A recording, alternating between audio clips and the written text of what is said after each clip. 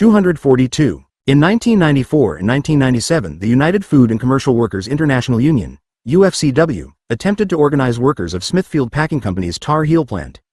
Smithfield responded in each case with anti-union campaigns that the NLRB found involved widespread use of threats, harassment, and retaliation through suspensions and discharges. The board's findings were upheld by the D.C. Circuit Court of Appeals, which summarized Smithfield's unfair labor practices as follows. The company threatened to fire employees who voted for the union, to freeze wages and shut the plant if the employees unionized, and to discipline employees who engaged in union activity. It also interrogated employees about their union support, confiscated union materials, and videotaped and otherwise spied on its employees' union activities. 1. Smithfield's behavior, according to former U.S. Secretary of Labor F. Ray Marshall, was so extreme as to be shocking by the standards of the 1990s. 2. Sometime in the summer of 2006, the UFCW began a corporate campaign to force the same Smithfield plant to agree to procedures. Chapter 20 Comprehensive Campaigns in RICO, including card check, to be used in future organizing efforts. In February 2008, Smithfield responded by bringing a suit under the Racketeer Influenced in Corrupt Organizations Act, RICO, against the union, Change to Win, Research Associates of America, headed by Jeff Fiedler, 3 and various union officials, including Andy Stern, the president of the SEIU, and Tom Woodruff, the director of the Change to Win Strategic Organizing Center. 4. In order to maintain a RICO suit, a plaintiff must show a pattern of racketeering activity, based on at least 2 predicate criminal acts, involving listed crimes which include murder, kidnapping, gambling, arson, and extortion. Smithfield alleged that the defendants had been guilty of extortion under North Carolina and Virginia law. Generally, the crime of extortion involves efforts to obtain property by threats of unlawful acts. Smithfield's suit followed several previous successful efforts to derail comprehensive campaigns through RICO suits. 5. Among Smithfield's attorneys and advisors was Notre Dame law professor G. Robert Blakey, one of the key drafters of the RICO statute. The essence of the complaint, as described by Judge Robert E. Payne, was that defendants, conspiring together, devised an unlawful scheme to extort an agreement from Smithfield to recognize UFCW and Local 400 as the exclusive bargaining agents of the hourly employees of the Tar Heel plant. According to Judge Payne, the most serious allegations of misconduct to achieve this goal were the following. 1. UFCW retained Research Associates of America to prepare and release a false report to the public entitled, Packaged with Abuse, Safety and Health Conditions at Smithfield Packing's Tar Heel plant. 6. It is further alleged that the defendants intentionally and maliciously caused the false report to be published regarding the working conditions in the Tar Heel plant.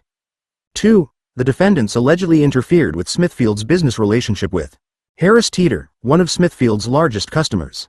Defendants are alleged to have continually and repeatedly attempted to cause Harris Teeter to cease doing business with Smithfield, inter alia, by organizing Days of Action, which called for demonstrations to take place at Harris Teeter grocery stores across the Southeast. The protests allegedly focused on Smithfield's treatment of its workers and accused Smithfield of racial bias with respect to Smithfield's African American and Latino workers. All of these charges are alleged to be false. 3. Smithfield alleges that the defendants attempted to interfere with Smithfield's business relationships with numerous other grocery stores nationwide by sponsoring protests in Ann Arbor, Atlanta, Boston, and Nashville. The protests are alleged to have been based on falsified grounds. 4.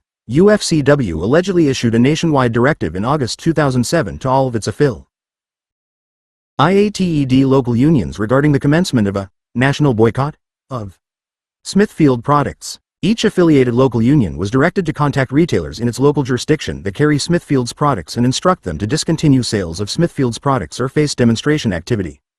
The retailers allegedly were given false information to justify the boycott. 5. The defendants allegedly interfered with Smithfield's business relationship with celebrity chef Paula Deen, who had entered a contractual agreement to promote Smithfield's products on her cooking shows. In an effort to interfere with the business relationship, the defendants are said to have sponsored, and caused to take place, a series of demonstrations at Paula Deen live tour, events and book signings in several cities. These demonstrations too are alleged to have propounded false information. 6. The defendants allegedly encouraged cities to effect and publish resolutions condemning Smithfield and banning the sale of its products within their municipal jurisdictions. The defendants also encouraged members of the Potomac Association of the Central Atlantic Conference of the United Church of Christ to effect and publish a similar resolution condemning Smithfield. The information provided in pursuit of these resolutions allegedly was untrue. 7. the defendants allegedly attempted to devalue Smithfield's stock by mailing letters containing falsely disparaging information about the company to financial analysts who follow publicly traded companies in the food industry. 8. The defendants also are alleged to have orchestrated, sponsored, and conducted protests against Smithfield which took place at the company's 2006 and 2007 shareholders' meetings. 9. In or around June 2006, the defendants issued untrue and misleading press releases in numerous markets as part of the so-called Justice at Smithfield campaign. Such conduct, Smithfield alleged, violated the Racketeer-Influenced and Corrupt Organizations Act. The defendants argued that since what is at stake is essentially the ground rules for granting union recognition, the case did not involve extorting money, property, or pecuniary benefit under Virginia law. Nor did they threaten, as that term is used under North Carolina law, with the intention thereby wrongfully to obtain anything of value or any acquittance, advantage, or immunity under North Carolina law. Indeed, without the constant injection of the term falsely, it would be obvious that Smithfield was basing its claim on traditional concerted labor union activities protected by Section 7 of the NLRA. There was no allegation of violence or threats of violence. The defendants accordingly moved to dismiss the complaint.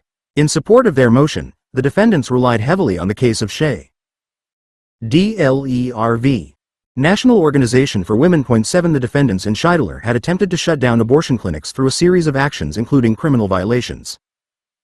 The Supreme Court held that their actions did not violate RICO because, as Chief Justice William Rehnquist explained, we have construed the extortion provision of the Hobbs Act at issue in these cases to require not only the deprivation but also the acquisition of property. He continued. It is undisputed that petitioners interfered with, disrupted, and in some instances completely deprived respondents of their ability to exercise their property rights. Likewise, petitioner's counsel has acknowledged that aspects of his client's conduct were criminal. But even when their acts of interference and disruption achieved their ultimate goal of shutting down an abortion clinic, such acts did not constitute extortion because petitioners did not obtain respondents' property. Petitioners may have deprived or sought to deprive respondents of their alleged property right of exclusive control of their business assets, but they did not acquire any such property. They neither pursued nor received something of value from respondents that they could exercise, transfer, or sell. The defendants in the Smithfield case argued that Justice Rehnquist's reasoning applied with equal force to Smithfield's claim and thus eliminated the alleged extortion predicate for Smithfield's complaint since there was no allegation that they had obtained any property belonging to Smithfield. The defendants also relied on the Supreme Court's earlier decision in United States v.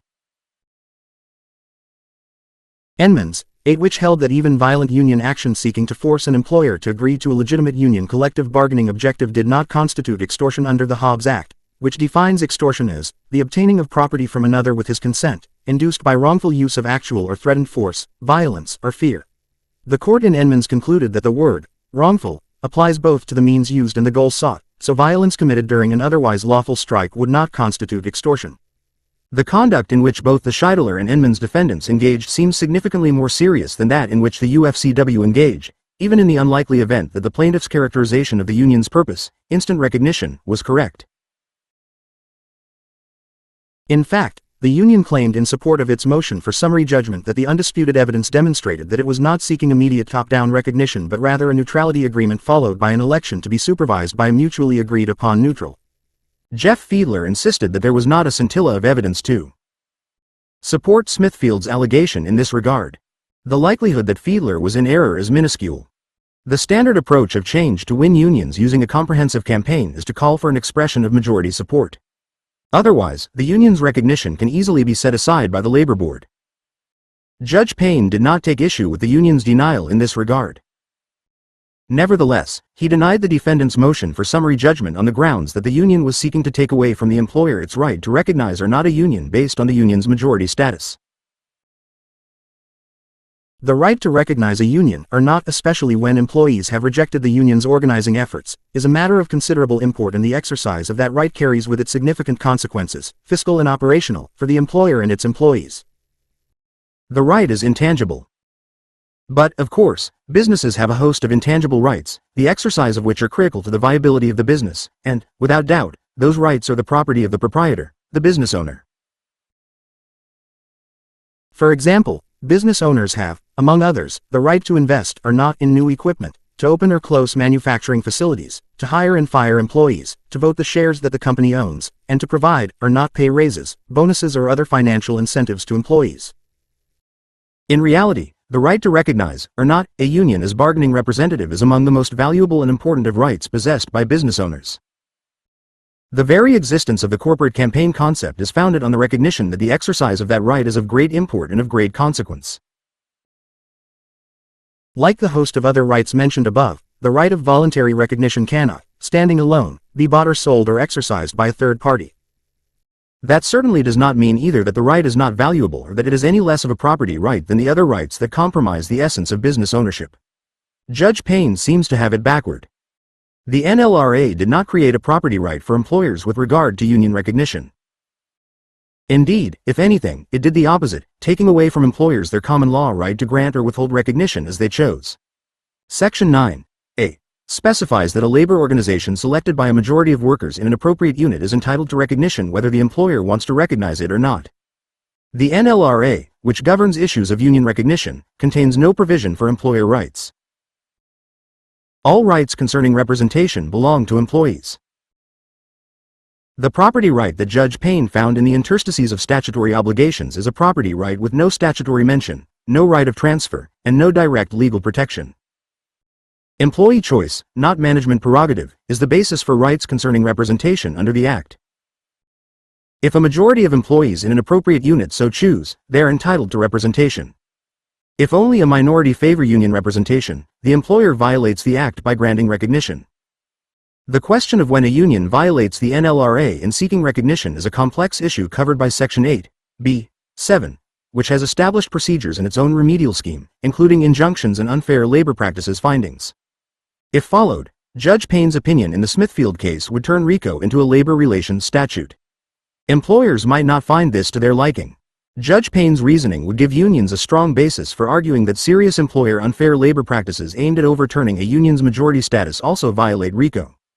After all, unlike the employer right enunciated by Judge Payne, the right of a majority of employees to choose union representation is clearly spelled out in Sections 7 and 9 of the NLRA. Unlawful employer acts trading on fear to deprive employees of that right could easily be interpreted as extortion and therefore as predicate offenses for application of RICO. Unions would be well advised to use Judge Payne's reasoning as a precedent for RICO suits of their own. Another disturbing feature of Judge Payne's opinion is the importance that it gives to allegations of false and misleading statements. In the absence of such allegations, it would have been apparent that much of what the union did was typical First Amendment protected speech and protest. For example, Smithfield alleged that the defendants issued untrue and misleading press releases in numerous markets as part of the so-called Justice at Smithfield campaign. Smithfield also alleged that the defendants encouraged members of the Potomac Association of the Central Atlantic Conference of the United Church of Christ to effect and publish a similar resolution condemning Smithfield. The information provided in pursuit of these resolutions allegedly was untrue. The law already provides remedies for maliciously false statements that harm a business. If RICO were to be available as a remedy for false statements, it could easily become a regulator of political campaigns, product advertising, and official statements by government officials. The potential First Amendment implications of the opinion were recognized in a satirical article in the New York Times by Adam Liptic, which began with a note of bewilderment at the theory that speaking out about labor, environmental and safety issues in order to pressure the company to unionize amounts to extortion like that used by organized crime. 9 Liptic quoted Professor Blakey's justification for the use of RICO, its economic warfare, explained. G. Robert Blakey, one of Smithfield's lawyers, it's actually the same thing as what John Gotti used to do. What the union is saying in effect to Smithfield is, you've got to partner up with us to run your company. It is difficult to understand how two such different behaviors can be equated by a legal scholar. The union is seeking not monetary gain but increased rights for workers. It is not using violence or threats of violence. It is seeking the same kind of moral and economic mobilization that the civil rights movement employed throughout the 1960s, most notably during the Birmingham boycott. 10. Liptic's article illustrates the anti-democratic nature of the holding. But the most striking assertion in the suit, one Smithfield devotes 5 pages to, is that the union was engaged in racketeering when it urged local governments in New York, Boston and other cities to pass resolutions condemning the company. After meeting with the union in 2006, a dozen members of the New York City Council sponsored a resolution calling for the city to stop buying meat from Smithfield's Tar Heel factory, until the company ends all forms of abuse, intimidation and violence against its workers, citing a ruling by a federal appeals court in Washington that Smithfield had engaged in intense and widespread coercion in battling unionization at its Tar Heel plant. Councilwoman Melissa Mark Viverito was a sponsor of the resolution, and she said she had been happy to meet with representatives of labor and business groups to hear their concerns. The practice Smithfield calls racketeering is, Ms. Mark Viverito said, what others call lobbying. There is reason to believe that Judge Payne was uncomfortable with the publicity that the case received. He strongly encouraged the parties to settle the dispute, which they did before the case went to trial. The terms of the settlement were not spelled out. As reported by the Bureau of National Affairs, in a joint statement, the parties announced that they have agreed on a fair election process by which workers at Smithfield's pork processing plant in Tar Heel, NC, can choose whether or not to be represented by UFCW. In return, UFCW agreed to end its public campaign against Smithfield, in which the union has employed a variety of tactics, including product boycotts, to pressure the company to agree to a card check recognition process. Smithfield and UFCW also agreed to establish and jointly fund and administer a Feed the Hungry program. 11. Although the parties kept the terms of the agreement secret, it was clear from their tone that the union defendants were pleased with the result. On December 10, 2008, the employees voted to unionize. The widespread use of RICO suits to counter union organizing campaigns was dealt a blow in January 2009 when Judge Dennis Hurley, in a well-reasoned opinion, dismissed a RICO suit by Wackenhut against the SEIU for failure to state a claim. 12 The SEIU had engaged in a typical concerted campaign against Wackenhut in an effort to organize its employees. Wackenhut argued that the union's violations of the Hobbs Act established the predicate offenses for a RICO complaint. Among the many allegations made by Wackenhut was that the SEIU, through a shell organization, had undertaken to harass and unfairly disparage Wackenhut with dozens of demonstrations at facilities of Wackenhut customers, at board of director meetings, shareholder meetings and other gatherings. The complaint further alleged that the SEIU had used its shell entity to make a series of false statements about Wackenhut designed to shake public confidence in its ability to provide security to America's large corporations after the September 11, 2001, tragedy. Wackenhut also accused the SEIU of flooding stakeholders with false and disparaging communications via mail, fax, websites, newsletters, newspaper advertisements, fake annual reports, and anti-Wackenhut letters sent to investors and stock analysts. Under Judge Payne's analysis in the Smithfield case, a RICO suit would likely have been sustained. However, accepting as true all of the factual allegations, Judge Hurley dismissed the complaint on the basis of the Supreme Court's decision in Scheidler. He held that the allegations did not allege that SEIU obtained any of Wackenhut's right or property. At most, Wackenhut claims that SEIU improperly coerced or attempted to coerce it to do something which it was not otherwise inclined or required to do. Judge Hurley's reasoning marks a major step forward, although his Wackenhut opinion did not end the use of RICO claims against unions in strikes and organizing campaigns. Statutes other than the Hobbs Act may be used to establish predicate offenses, as was done in Smithfield, and employers will probably be able to convince courts in some cases that the element of obtaining property was an aspect of particular union campaigns. A further blow to the once promising employer technique of countering corporate and comprehensive campaigns with RICO lawsuits was delivered in an opinion by Judge William H. Pauley in Sintis v. Unite Here. 13 Sintis is the largest maker of uniforms in the country. Unite Here and the Teamsters undertook a campaign to pressure Sintis into agreeing to a neutrality and card check agreement. Sintis claimed that defendants have engaged in a so-called corporate campaign against Sintis, which includes F. Alseely portraying Sintis as a company with a long history of anti-union ism that bullies, harasses, intimidates and terminates workers who want to join unions, and painting Sintis as a company bent on racist, sexist and illegal acts. Amended complaint paragraph mark 94. Defendants reached out to Sintis's customers, especially small minority-owned businesses, to pressure Sintis. Amended complaint paragraph mark 98. Defendants also communicated disparaging information about Sintis to Sintis's stakeholders by mailing and faxing letters and flyers containing misleading and/or negative statements about Sintis, distributing newsletters, posting press releases, creating web pages, and sending anti-Sintis letters to investors and stock analysts. Amended complaint paragraph mark 102. Judge Pauley rejected the effort to tie card check campaigns with extortion. Because Sintis would receive some benefit from a card check neutrality agreement, it must show that it has a right to pursue its business free from defendants' activities. However, Sintis does not have a right to operate free from any criticism, organized or otherwise. If in the labor context, in seeking to exert social pressure on plaintiff, the union's methods may be harassing, upsetting or coercive, but unless we are to depart from settled First Amendment principles, they are constitutionally protected. He prime directive in the union, organizing, campaign, a boycott of the target employer, is constitutionally safeguarded, as is the accompanying activity of peaceful pamphleteering. To the extent that any of defendant's statements are defamatory, then Sintis can pursue those claims under state tort laws. Accordingly, Sintis's allegations do not rise to the level of criminal extortion. Despite these positive developments, RICO remains a potential threat to the right to strike in a variety of different situations. Much turns on whether the Supreme Court will affirm and extend the policy implications of its decision in United States v. Edmonds. In United States v. Thorderson, 14, the Ninth Circuit specifically held that Edmonds did not reflect a broad policy of limiting the application of federal criminal laws in strike situations. In Thorderson, Teamster officials and staff members were indicted under various federal criminal statutes, including RICO, on the grounds that they had been part of a conspiracy to destroy trucks of Redman Moving and Storage Company, in an effort to coerce Redman into recognizing the Teamsters. The charges included the use of explosives to damage vehicles used in interstate commerce, arson in violation of the Travel Act, and conspiracy to conduct the affairs of an enterprise through a pattern of racketeering activity in violation of RICO. The district court below dismissed all the violence-related charges on the basis of Edmonds, which the judge read as precluding federal criminal prosecution for violent activity which occurs during the course of a legitimate labor dispute, in the absence of specific authorization from Congress. The Ninth Circuit reversed, stating that there is no basis in the court's decision or its underlying rationale for the creation of an Edmonds doctrine of immunity.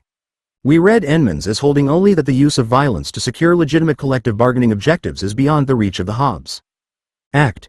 The court held that defendants involved in an organizing effort could be charged under the Travel Act, the Hobbs Act, and RICO. RICO remains a menace to unions, particularly in strikes. A pattern of racketeering may be found on the basis of 2 criminal acts over a 10-year period, and there are a vast number of crimes that qualify.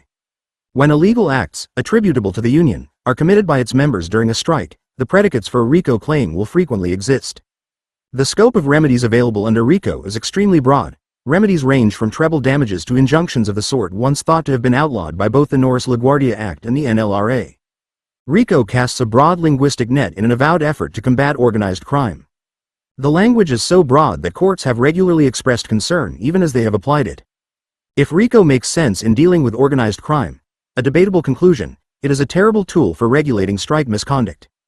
The statute creates a new, serious crime, with heavy penalties, that can be based on a small number of minor infractions. Long strikes often involve enough instances of violence to subject the union and its leaders to a broad range of criminal and civil penalties. In addition, the general language of RICO, together with the vague notion of conspiracy, makes a union and its leaders potentially liable whenever acts of violence take place. The likelihood of attribution is great because of the erroneous assumption, often indulged by courts, that strike violence occurs only because union leaders want it to. Relatively minor strike misconduct such as placing jack rocks on roads, a regular feature of bitter strikes and a violation of the Highway Act, can provide the predicate offense. And the requirement of a pattern of activity, which in some non-labor situations places a check on the application of RICO, will easily be found in strikes where multiple similar acts are engaged in for a similar purpose. The impact of a RICO claim will likely fall not on the perpetrators of the misconduct but on the unions, whose treasury and structure will be vulnerable to the act's broad remedies, and on union leaders, who may be found guilty of crimes on the basis of the conduct of others. One of the first cases to apply RICO in a strike situation was MHC, Inc. v. International Union, United Mine Workers of America, 15, a case that stemmed from a strike for recognition by a local of the mine workers that had won a representation election at the mine when it was owned by another company. The recognition strike was marred by violence by both sides. The district court found that union members, among other acts of violence, threw nails and spiked boards in front of coal trucks. A RICO action was brought against the International Union. The court held that application of RICO in this circumstance was not preempted by the NLRA because it was not necessary for the court to construe the NLRA in determining whether RICO was violated. It rejected the claim of preemption on the grounds that the policy of the NLRA is intended to encourage peaceful settlement of labor disputes and not to protect violence. 16. A case that vividly indicates the potential connection between the Hobbs Act and RICO in organizing situations is C&W Construction Company v. Brotherhood of Carpenters and Joiners, Local 745.17. The case involved an effort by the defendant unions and leaders to organize a construction company. According to the complaint, union officials threatened the company's president with picketing and violence if C&W did not sign a union contract. He refused, whereupon, at the direction of the union president, union members began picketing 3 of the company's job sites. After the first week, the employees agreed to work and crossed the picket lines. Thereafter, pursuant to the provisions of Section 8(b)(7) of the NLRA, the NLRB held a representation election at the company's request. C&W's employees voted to reject the union as their representative. The NLRB regional director issued complaints alleging that the union's pickets at C&W's job sites were illegal, and the board brought suit in federal court. The union continued to picket C&W's job sites for more than 3 months. There was no allegation of violence during the picketing. During the period of the picketing, union business agents attempted to persuade various suppliers not to deliver materials to C&W's job sites. In some cases they were successful. In the NLRB proceedings, 2 union officials were found to have lied and were later convicted of perjury. The company alleged that the union's conduct caused it both financial harm and emotional distress. The company filed suit against the union.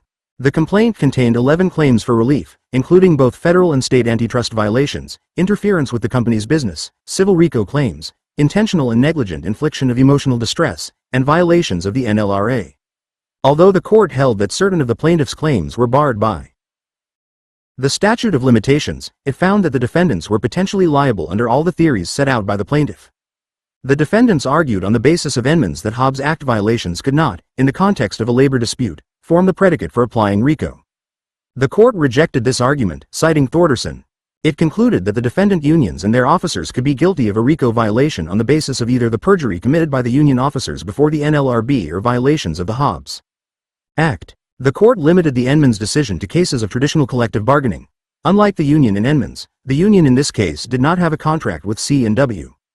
Moreover, the union here was not on strike against C&W. The boycott was secondary, not primary.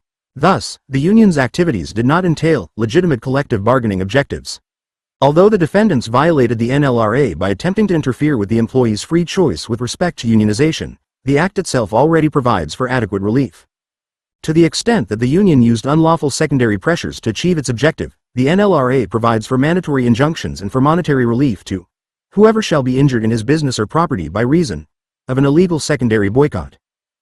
By applying a variety of other theories of liability, the court ignored the carefully constructed scheme of the Labor Act. The NLRA does not outlaw all efforts by unions to use economic pressure in support of organizing but rather has worked out a complex system of rules to deal with this issue. If courts address the legality of union organizing as a prelude to determining whether to apply the Hobbs Act and RICO, the likelihood of their making significant errors is great. And the liability imposed on unions will be far greater than that imposed on employers who violate the basic rights of their employees.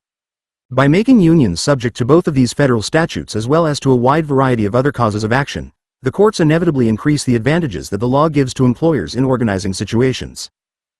Beyond that, the courts are setting the stage for expansion of both the Hobbs Act and RICO to strike situations in which the union as an institution is guilty only of some technical violation of labor law. Judge Bernice B. Donald's opinion in Overnight Transportation Company v. International Brotherhood of Teamsters 18 best recognizes the potential of RICO to significantly impair union rights. The case grew out of a major organizing effort by the Teamsters against Overnight, which, according to the RICO complaint, included threats and acts of violence. In denying part of the RICO claim, Judge Donald said, "The court is troubled by the consequences of incorporating such an overly broad interpretation of extortion in RICO. If any coercive conduct on the part of picketers and strikers constitutes extortion, seemingly every garden variety unfair labor practice will be swept into the fold of RICO.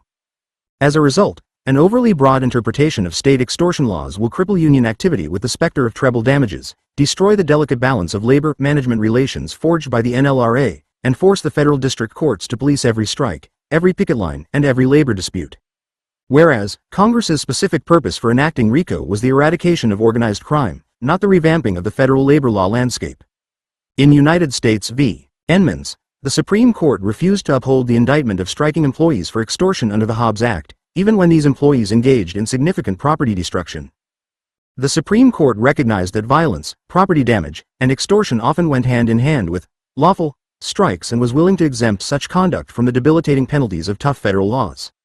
In essence, the Supreme Court impliedly recognized the unique circumstances of labor disputes, and the reality that extortion is an integral part of the labor landscape.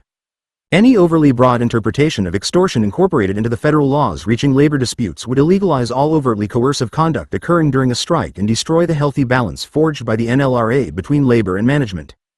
In the light of the Supreme Court's emphasis on the special characteristics of extortion in the labor context, this court concludes that the restricted scope of extortion under the Hobbs Act is extended to limit similarly the scope of all of RICO's extortion provisions, including those under the Travel Act and state law. It is a sensible analysis and should be followed regularly. The courts should recognize that RICO has no legitimate role in policing labor management relations where a legitimate union is engaged in collective bargaining or organizing activities. From 2006 to 2009, the main legislative goal of organized labor has been passage of the Employee Free Choice Act, EFCA. Point 1. The EFCA mandates certification of a union that demonstrates a card majority. It also provides for first contract arbitration and increases penalties for employer unfair labor practices intended to prevent unionization. The key provisions of the EFCA are Sections 2 and 3. Section 2 provides that the NLRB can certify an organization without an election, whenever a petition shall have been filed by an employee or group of employees or any individual or labor organization acting in their behalf alleging that a majority of employees in a unit appropriate for the purposes of collective bargaining wish to be represented by an individual or labor organization for such purposes. The board shall investigate the petition. If the board finds that a majority of the employees in a unit appropriate for bargaining has signed valid authorizations designating the individual or labor organization specified in the petition as their bargaining representative, the board shall not direct an election but shall certify the individual or labor organization as the representative. 257. Chapter 21 Organized Labor and the Employee Free Choice Act. Section 3 of the EFCA provides for mediation and arbitration for first contract impasse. 2. If after the expiration of the 90-day period beginning on the date on which bargaining is commenced, the parties have failed to reach an agreement, either party may notify the Federal Mediation and Conciliation Service of the existence of a dispute and request mediation.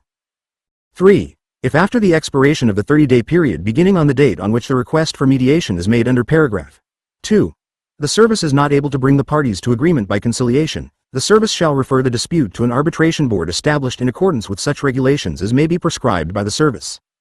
The arbitration panel shall render a decision settling the dispute, and such decision shall be binding upon the parties for a period of 2 years, unless amended during such period by written consent of the parties.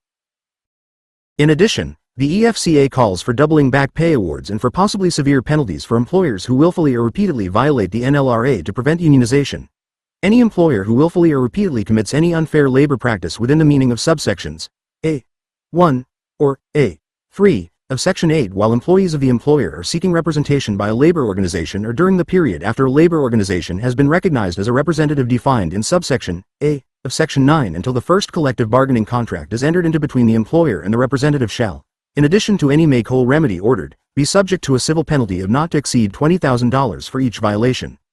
The bill has been bitterly attacked by employer groups and by commentators who argue that moving from elections to card check is an insult to the democratic process. It has been the target of numerous op-ed attacks and negative commercials. Most of the attacks focus on the perceived likelihood of unions coercing workers to sign cards. Typical of the negative attacks is an oped article by George Will urging Republicans to make the EFCA a major campaign issue in the 2008 election. Will described the consequences of passing the bill as follows. The exquisitely misnamed Employee Free Choice Act would strip from workers their right to secret ballots in unionization elections. Instead, unions could use the card check system. Once a majority of a company's employees, each person confronted one-on-one by a union organizer in an inherently coercive setting, sign cards expressing consent, the union would be certified as the bargaining agent for all workers. 2. Will rejected out of hand the claim that the EFCA is needed as a response to employer coercion, arguing that there are, however, ample protections against employer pressures that really are abusive. He does not spell out what the protections are. One can only imagine what he would say if he were somehow required to spell them out. Similar editorial comment abounds. Among others, the moderate Chicago Sun-Times sees the EFCA as a cure that is worse than the malady it is supposed to correct. George McGovern, writing in the Wall Street Journal, put his liberal prestige behind the anti-EFCA arguments. There are many documented cases where workers have been pressured, harassed, tricked, and intimidated into signing cards that have led to mandatory payment of dues. Under EFCA, workers could lose the freedom to express their will in private, the right to make a decision without anyone peering over their shoulder, free from fear of reprisal. To my friends supporting EFCA I say this: We cannot be a party that strips working Americans of the right to a secret ballot election. We are the party that has always defended the rights of the working class. To fail to ensure the right to vote free of intimidation and coercion from all sides would be a betrayal of what we have always championed. Point 3.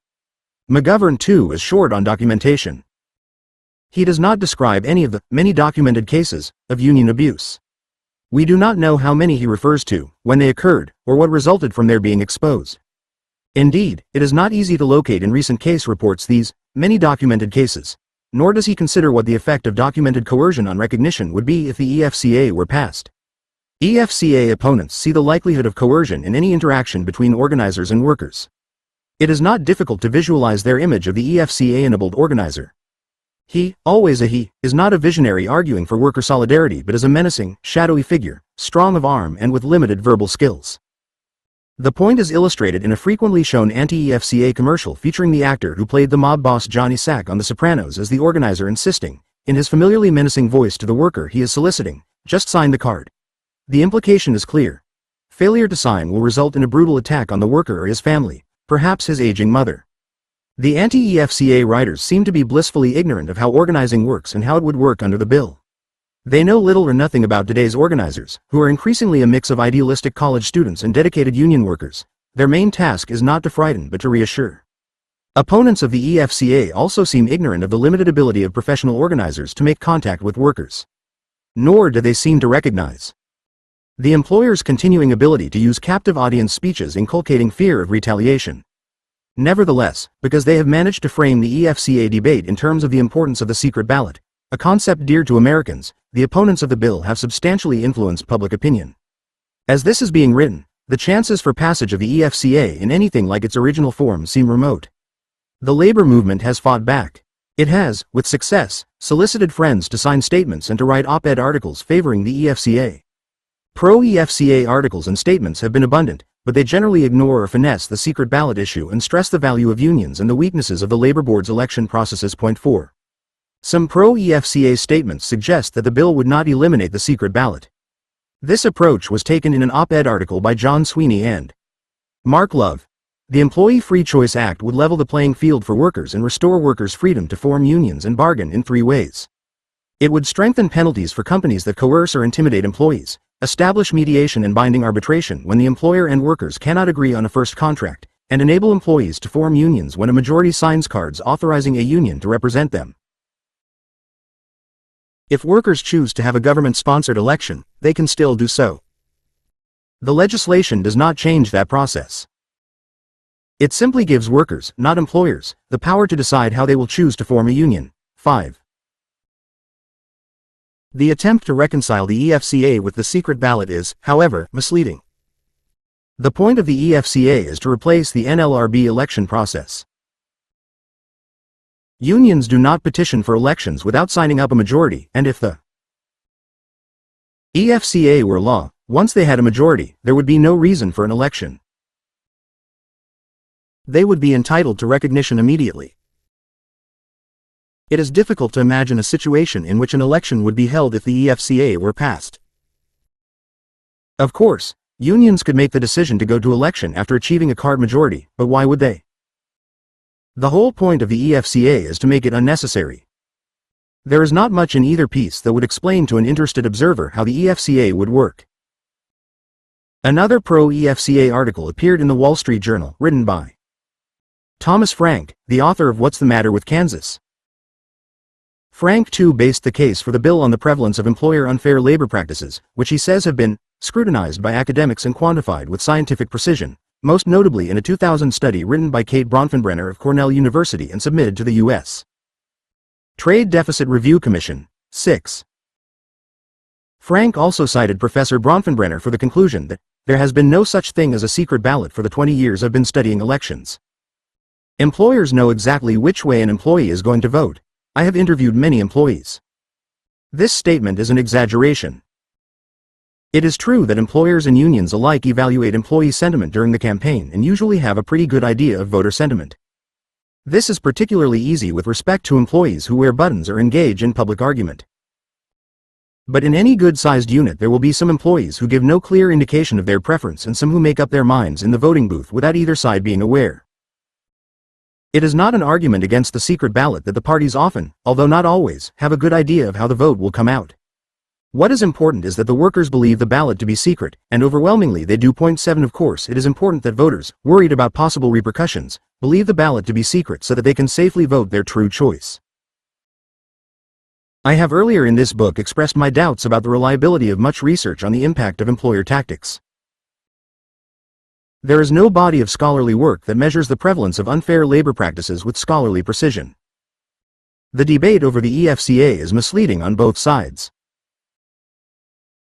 The opponents paint a picture of routine union bullying that is most unlikely to happen and which, if it did, would be grounds for setting aside a certification.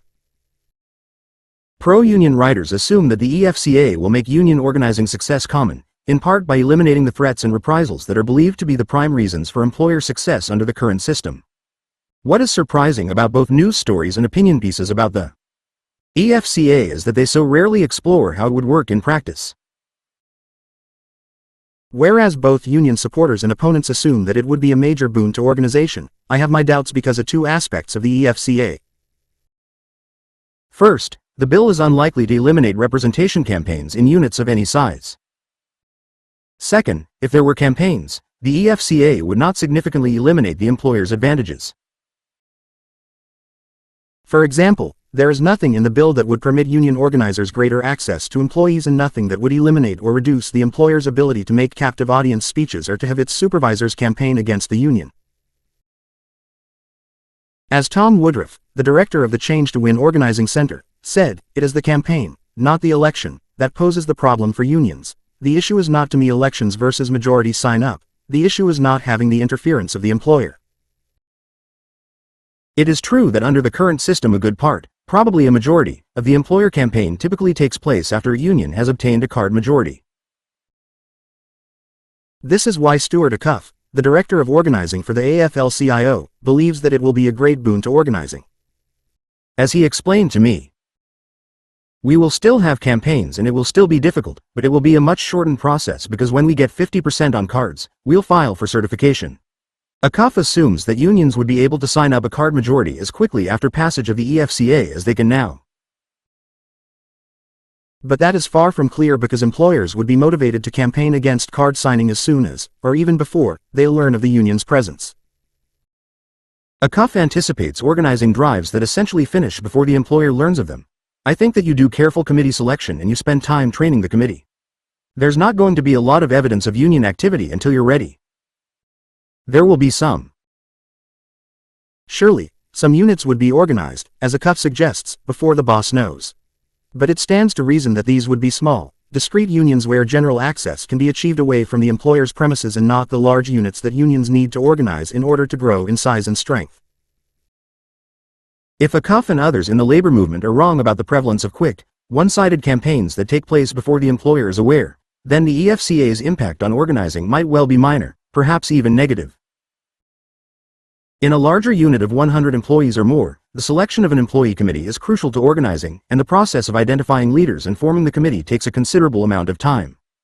So does the card campaign that follows. In large units, employers almost always know about the campaign even before the committee is fully staffed. Loyal employees or supervisors typically bring organizing drives to the attention of labor relations staff. If the EFCA were passed in its current form, employers would warn their supervisors to be aware of and report any discussion of unions or card signing or the formation of committees. As Roland Sampson, formerly the Northeast Organizing Coordinator of the United Steelworkers, told me, "Today, if you go to a shop with 100 or more people, and you've got 2 organizers working on it, it's going to take you a long time just to get the signatures." The company is likely to be running its campaign in the meantime. And without the signposts of the election process, they would surely begin their campaign earlier, perhaps before the union is on the scene. If widespread employer campaigns became prevalent before unionizing begins, the EFCA could actually have a negative impact. Acuff believes that loyal employees would be less likely to report to the employer if the activity consisted only of choosing and training a committee. But even if that were so under current conditions, it seems almost certain that employers would solicit and train employees to inform them of any hint of union activity, whispered discussions, sudden silences when supervisors come into view. It is also likely that the courts would expand the employer's ability to interrogate employees about union activities so that they would be able to state the case against unionization before a majority has signed up. The EFCA would not prevent employers from making captive audience speeches urging employees not to sign cards or to revoke those they have already signed. Point 8. Once the organizing campaign became public, why would workers feel freer to sign a card than they would to vote yes in a secret ballot? Perhaps the EFCA would make employers less likely to commit unfair labor practices given the long overdue harsher penalties for violation. But that is questionable. It is unlikely that many employers who would otherwise commit unfair labor practices would be inhibited by the passage of the EFCA. Employers would still be able to litigate the issue of their guilt for years. In cases of discriminatory discharges or other acts of retaliation, they would still routinely get a chance to argue that their actions were motivated by business considerations. Employers would win a fair percentage of such cases, at least as many as they do now.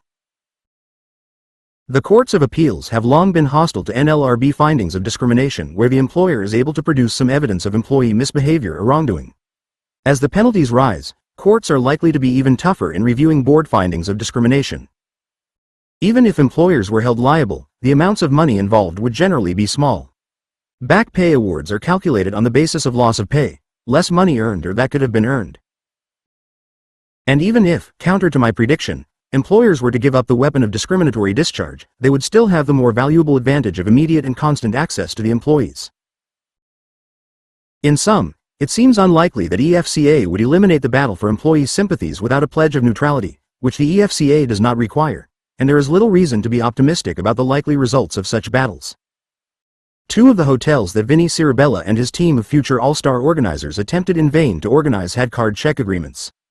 As Cirabella recounted to me, we went one-on-one with Marriott in New York and lost. There isn't a better labor town than New York, and we had a card check and couldn't get the 51%. The other example was the combat we're having with Marriott in San Francisco. Here we have again, card check. The mayor has come out foursquare in support of the union, not just lip service. We have a good team of organizers. The woman who runs it out there, Sherry Chiesa, is one of our best. We still haven't been able to get a majority. The San Francisco thing isn't over. We're at it now for over a year, but we haven't accomplished very much. Ironically, a sign-up battle under the EFCA with an employer might well create new difficulties for the union. Currently, organizers and the organizing committee can promise that the names of card signers will not be turned over to the employer. But if signed cards were determinative of unionization, the courts might well allow an employer to view the list in order to challenge the inclusion of individual employees. The issue of revocation promises further complication. The EFCA is silent on the subject, but it is difficult to believe that the board and courts would ignore evidence that card signers have changed their minds. Employers would undoubtedly urge card signers to revoke their authorization. The issue of what constitutes an adequate revocation would likely arise. A letter to the union with a copy to the employer should be effective. But what if the employee notified only the employer or some third party? Would the employer be able to rely on manifest revocation not communicated to the union? If an employer solicited employees to notify it of revocation, would its action be viewed as a form of coercion with a hint of reprisal? It seems likely that the courts would require the board to investigate claims that a card majority does not reflect current employee sentiment. If the employer had any factual basis for its claim, would the board certify and the courts enforce solely on the basis of cards signed over a period of time, particularly if the length of time were significant? Perhaps unions base their commitment to the EFCA on the theory that EFCA-based campaigns would have no cutoff point similar to the election. Perhaps they hope to store authorization cards until they have a majority in an appropriate unit. It seems highly unlikely that the courts would adopt, or permit the board to adopt, an assumption of continuing validity of authorization cards across long time periods. The question of how long cards should be treated as valid would be bound to arise. Point 9. The EFCA would require a petition for an appropriate unit. Employers would regularly challenge the appropriateness of the unit claimed. This challenge could be mounted before the board to urge denial of certification and be for the courts by simply refusing to bargain after certification. Unit questions always arise, and many are difficult. For example, it is almost always possible for employers to argue that the unit sought is inappropriate because it includes supervisors or managerial employees. If the union were found to be wrong on unit questions, would the board readjust the unit and certify the union, or would the board simply deny certification? It is impossible to tell in advance. The EFCA would almost certainly add to the intensity of and time committed to litigating questions of unit. It seems likely that the courts, rarely a friend of labor, would be particularly hostile to non-election certification. One way that they could manifest their unhappiness would be to reject certifications for what they concluded were inappropriate units. Thus, the EFCA would likely lead to further legal complications and more stringent court review of the labor board's unit determination. Perhaps unions believe that they would have an advantage under the EFCA because card signers would be more reluctant to publicly revoke than they would be to vote no in a secret ballot. This is a thin reed on which to base so much hope and political effort. In any case, employers might develop non-public ways for employees to indicate a change of mind, likely by notifying the board. More significantly, the EFCA would likely lead to earlier and perhaps more militant employer anti-union campaigns. The one certainty is that the EFCA would be a boon to anti-union consultants who would use the publicity and the debate about the act's potential impact to persuade employers to hire them in advance of an organizing campaign. Don't wait till it's too late, they would argue, and employers would likely be swayed. In Ontario, where card check is mandated, anti-union employers have responded by hiring consultants and beginning their anti-union campaigns before unions even begin asking employees to sign cards. If employers start early, they can mobilize fear and make arguments against unions before card signing begins. That was one of the problems with Vinnie Cirabella's national organizing campaign, as Paul Clifford, the head of the Here local in Toronto, later explained to me. He actually announced that we were coming to town. So the employers were prepared. They had anti-union consultants already prepping the employers. Even those who don't hire consultants would beef up staff, make anti-union speeches earlier, and pay more attention to complaints. This is what Clifford predicts would happen if the EFCA were passed. More and more of them will do it in-house by strengthening their internal HR function. Clifford pointed out that, even in a liberal city like Toronto, employers still run anti-union campaigns which are probably more preemptive. And according to the Canadian labor expert Roy Adams, union density and bargaining coverage are falling even in provinces such as Saskatchewan and Quebec that have card check and first contract arbitration clauses in effect. 10. Some unions might be able to organize quickly through an organizing blitz. But this would not be easy in large units. Kirk Adams, the organizing director of the SEIU, told me that he believes that the EFCA would be most valuable in small health care units and that its impact would be temporary. I think it can be effective for the SEIU probably more than anybody else because I could imagine the health care industry coming to terms with it more easily than, let's say, the fast food industry or hotel restaurant. I think two things are going to happen. One is we are going to organize really fast and pick up a good chunk of healthcare, and two, companies are going to give raises to their employees to buy them off. There will be a period of time that we can rock and roll, but that could be as little as a year, maybe less. It has always been neutrality rather than a card check. We much prefer neutrality rather than a card check. Assuming that some units would be organized quickly if the EFCA were passed, they would likely be small, non-militant units and would likely not be in a position to bargain effectively. Those units would need the binding arbitration provision of the EFCA to be effective. First contract arbitration might well be the most significant part of the EFCA. It is also highly controversial. Given the shaky status of the EFCA politically, it is hard to imagine that, even with large Democratic majorities, both card check and first contract arbitration will be passed as is. First contract arbitration would undoubtedly solidify some organizing victories that might otherwise have ended in failure. On the other hand, first contract arbitration has its own drawbacks. 11 An employer displeased by the decision of an arbitrator could simply refuse to implement the award, claiming that it is unfair, biased, or contrary to public policy. The union would have to seek court enforcement. Courts have historically been reluctant to enforce agency or arbitration awards without reviewing them on the merits. Courts would likely develop limits on arbitral discretion, and in so doing, they would likely postpone many contracts, amend some, and reject a few.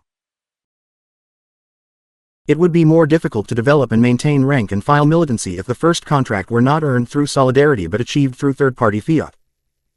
The best way for unions to overcome employer unwillingness to negotiate fairly is through their own power. That is why amending the law to increase union bargaining power should be labor's primary goal.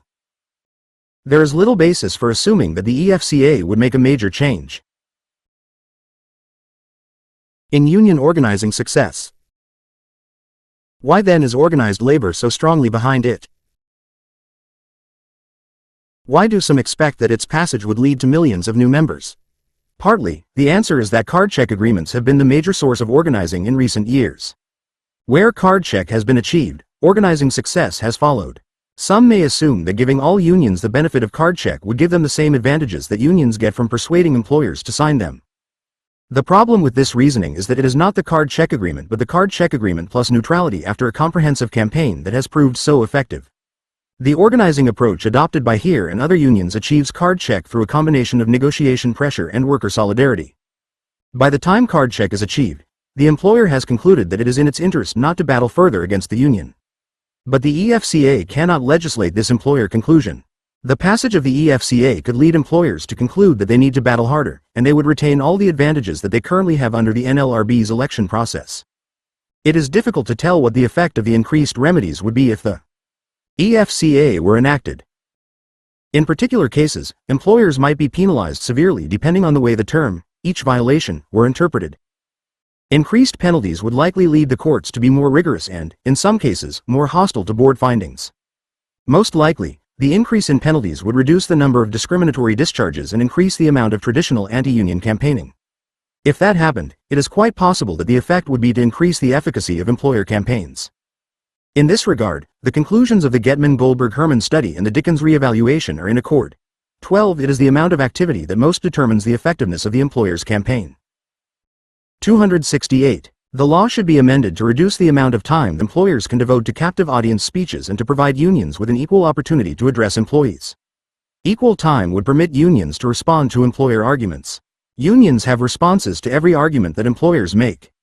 They can reduce concerns about dues in the vast majority of cases by pointing out that dues will not be charged until the union has obtained an agreement that increases the worker's income by more than the amount of dues. They can point out that union officials cannot drag workers out on strike.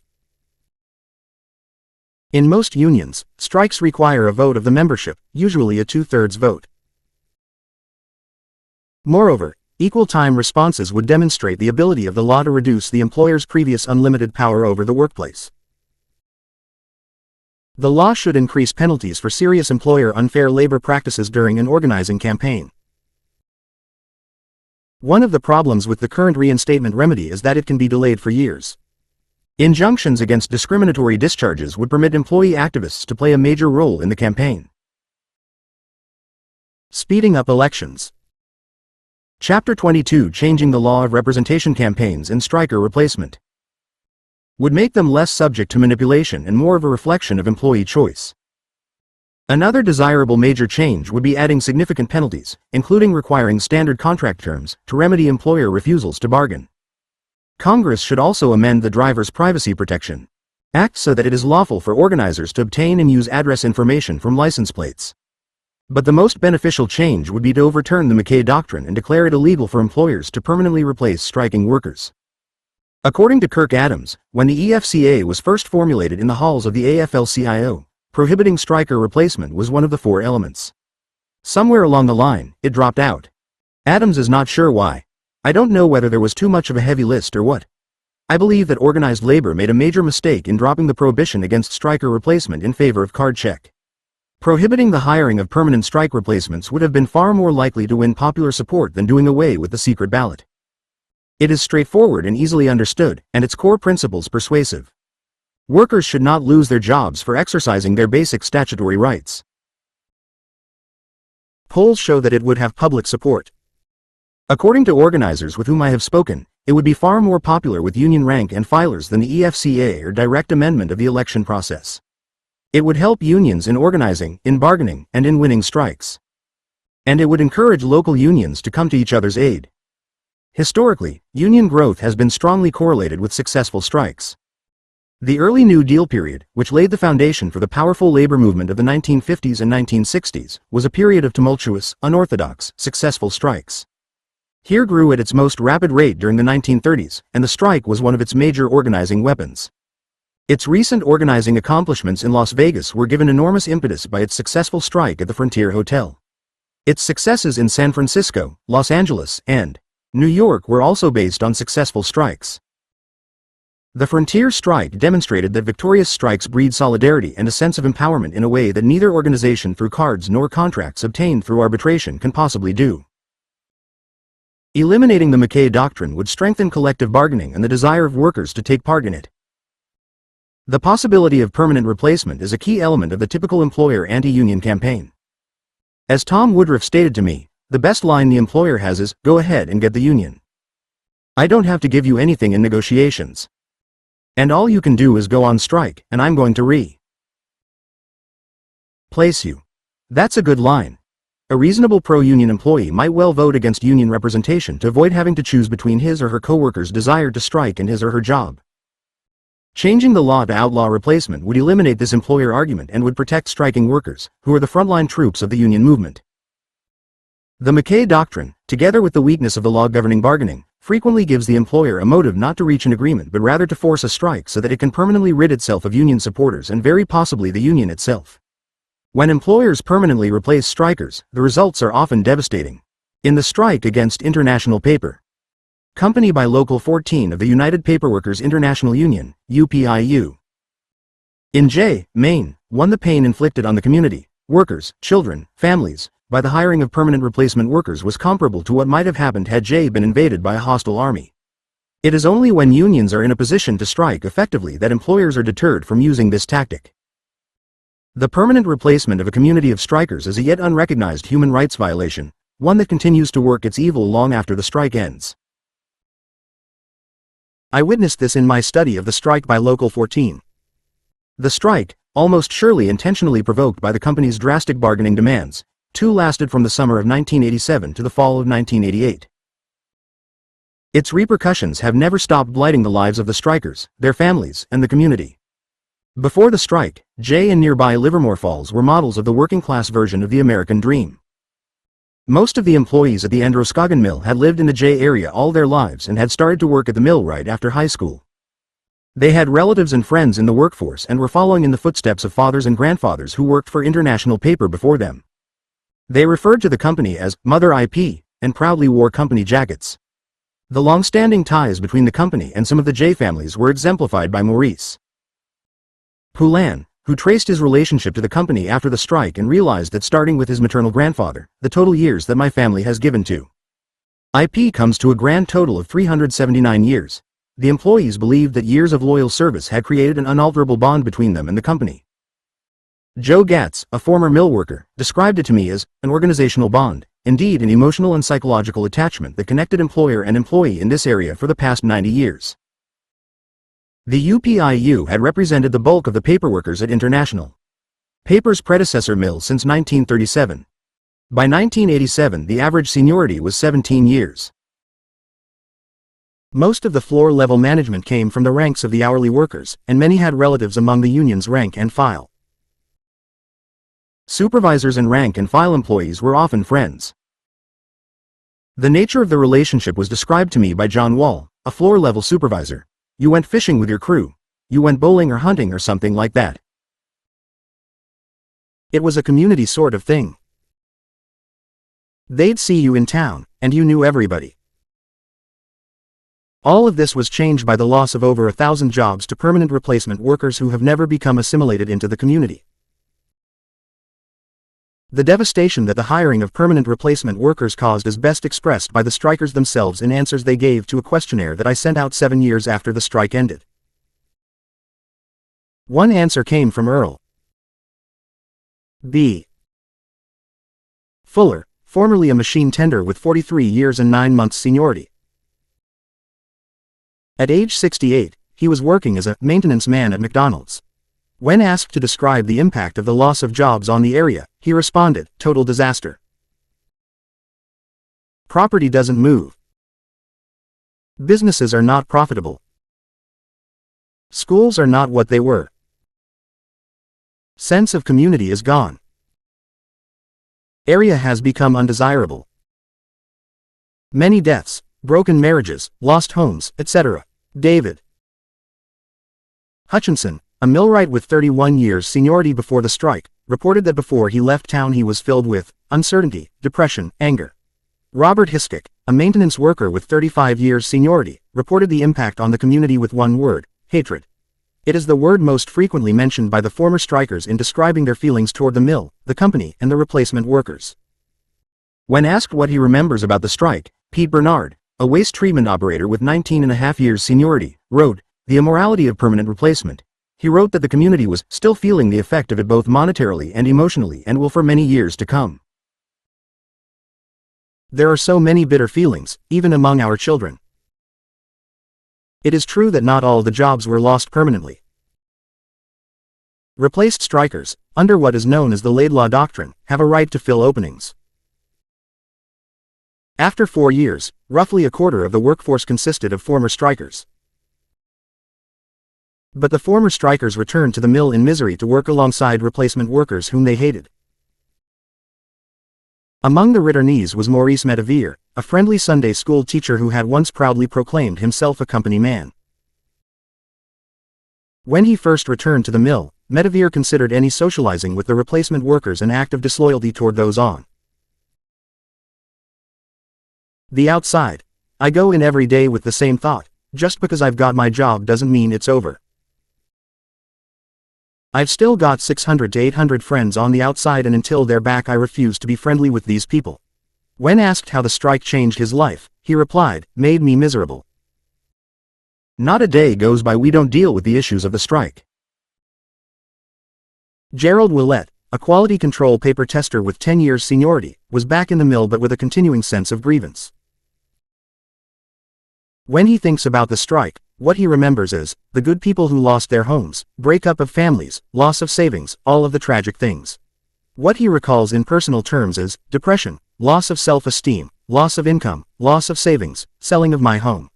Another anonymous striker back at work, which he hated, reported that anytime you see a brother or sister that hasn't got their job back you feel very sick, knowing the only way they will get their job is if a scab dies or quits.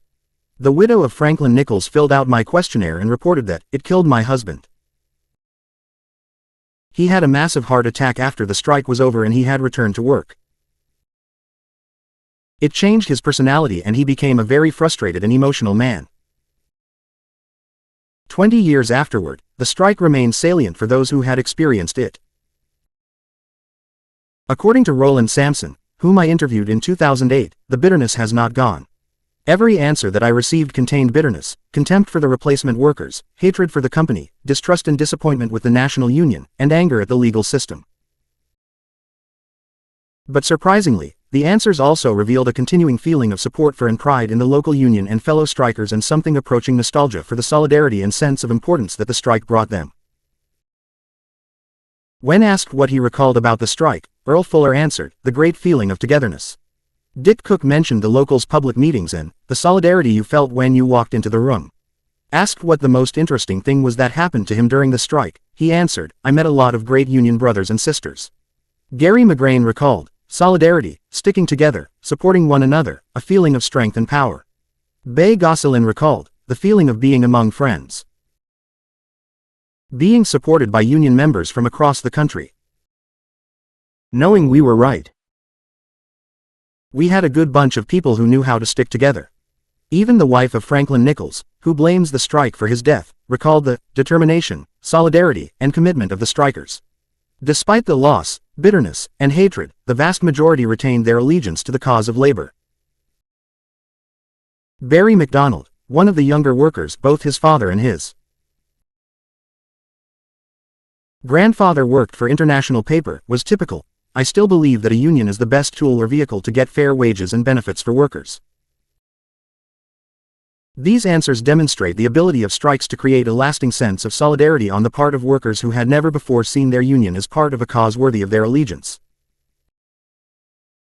Overwhelmingly, the J strikers maintained their belief in unionism and their allegiance to the local union even though they felt betrayed by the international union. Pete Bernard expressed the common view: "The local union has my full support. The UPIU can jump in the river." The tragic result of the strike had a legal root in the McKay Doctrine. The strikers were aware of this and as a result, During the strike, against the advice of AFL-CIO leaders, they instigated legislation, which was narrowly defeated by filibuster in the Senate, to overturn the doctrine. In so doing, they reflected the powerful feeling of the community, which, by the time the strike had ended, had come to see the law as their enemy. If the McKay Doctrine had been overturned, the strike might still have been lost, but the loss would not have had as devastating an impact on individuals, families, and the Jay and Livermore Falls communities. The McKay Doctrine darkened the lives of those who crossed the line as well as those who stood fast. It was because of McKay and international papers' use of it that Darrell House, a longtime worker facing a family crisis, his wife's illness, had to choose between protecting the economic interests of his family and being loyal to his fellow strikers. He chose to return to work and became a pariah hated by his former friends. 10 years after the strike, he left Jay and went to live in Alaska. 5 years later, he wrote to me expressing his continuing bitterness toward the law and the McKay Doctrine. I think it's a shame that this country is allowing the backbone of the country, the working man, the blue-collar man, to be run over, torn down by big business because of a law that won't allow them to stand up to big business.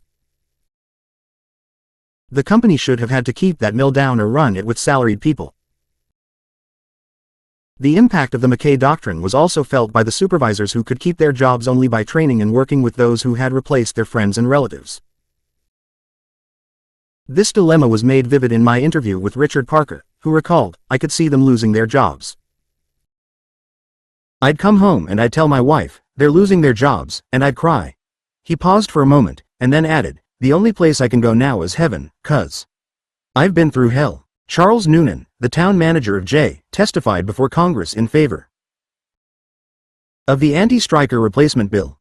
I suggest that before you pronounce the permanent replacement issue, not broke, and working well, you journey to Jay. I don't have a lot of experience with strikes, and I certainly hope I never have to go through another one. But I have been talking to a number of town managers who have seen strikes, and the difference appears to be, when you add that element of the permanent replacement worker, that the level of violence, the bitterness, the desperation on those picket lines goes up considerably, because every one of those replacement workers who goes in is taking someone's job. 3. The bargaining positions taken by Local 14 before the strike reflected the attitudes of the employees the union represented. The process by which the union reached its decision to strike was a democratic one. It involved meetings, discussions, and widespread participation by the union's members. All the former strikers with whom I have spoken have said unequivocally that under these circumstances, even if they had had serious disagreements with the union, they would have felt morally bound to honor a strike called by the union as long as the necessary 2/3 of the employees agreed. No other course was morally acceptable to the great majority of paperworkers at the Androscoggin mill. Each would have benefited if the union had won the strike. Each felt bound by family ties, loyalty, history, and mutual commitment to the others in the group. In short, they behaved as loyal members of the group that was entrusted by law with their claims and aspirations as well as those of their fellow employees.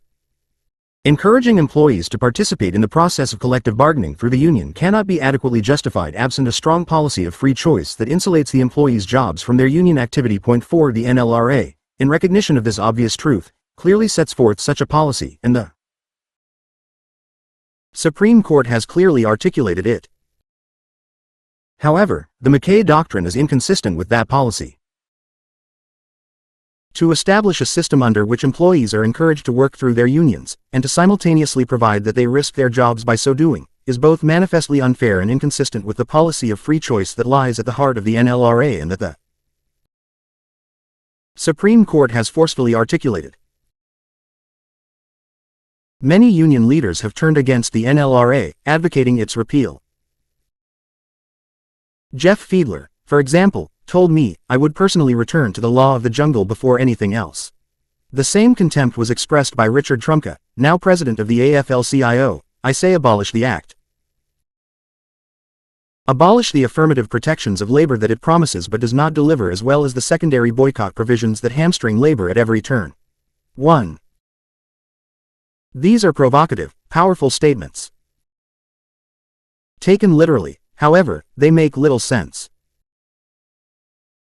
For as both Fiedler and Trumka know, if the NLRA were in fact repealed, union activity would continue to be regulated by a combination of state and federal law, state labor statutes, state tort and criminal law, the Norris-LaGuardia Anti-Injunction Statute, and non-labor federal statutes, plus RICO and the Hobbs Act, among others. Not only would this mark the demise of a single coherent labor policy that the NLRA initially promised, but it would leave much union activity of the type favored, indeed developed, by Fiedler subject to the vagaries of state law. It would mean that for here to effectuate its plans to organize in Texas, for instance, 275. Chapter 23 is the NLRA. Worth saving. It would have to confront the public policy attitudes of the Texas Supreme Court. No one with Fiedler's values would wish that on unions seeking to organize. I take Fiedler's comments as saying something different and deeper. He prefers the comprehensive campaign to any legalistic process. The comprehensive campaign requires mobilization of an action by workers. When it succeeds, it means that they have demonstrated their power and that the employer will be anxious to avoid future conflict. It leads to cooperation based on mutual respect. The law cannot provide a peaceful, non-pressured process that can do the same. If that is what Fiedler is getting at, I think it is accurate and insightful. But the law can be amended to protect and support the comprehensive campaign.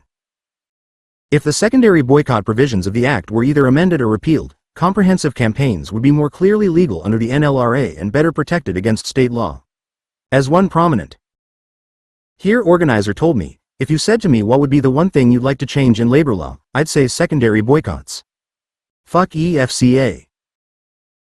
You take away secondary boycotts, I'll organize 30,000 hotel workers in a year.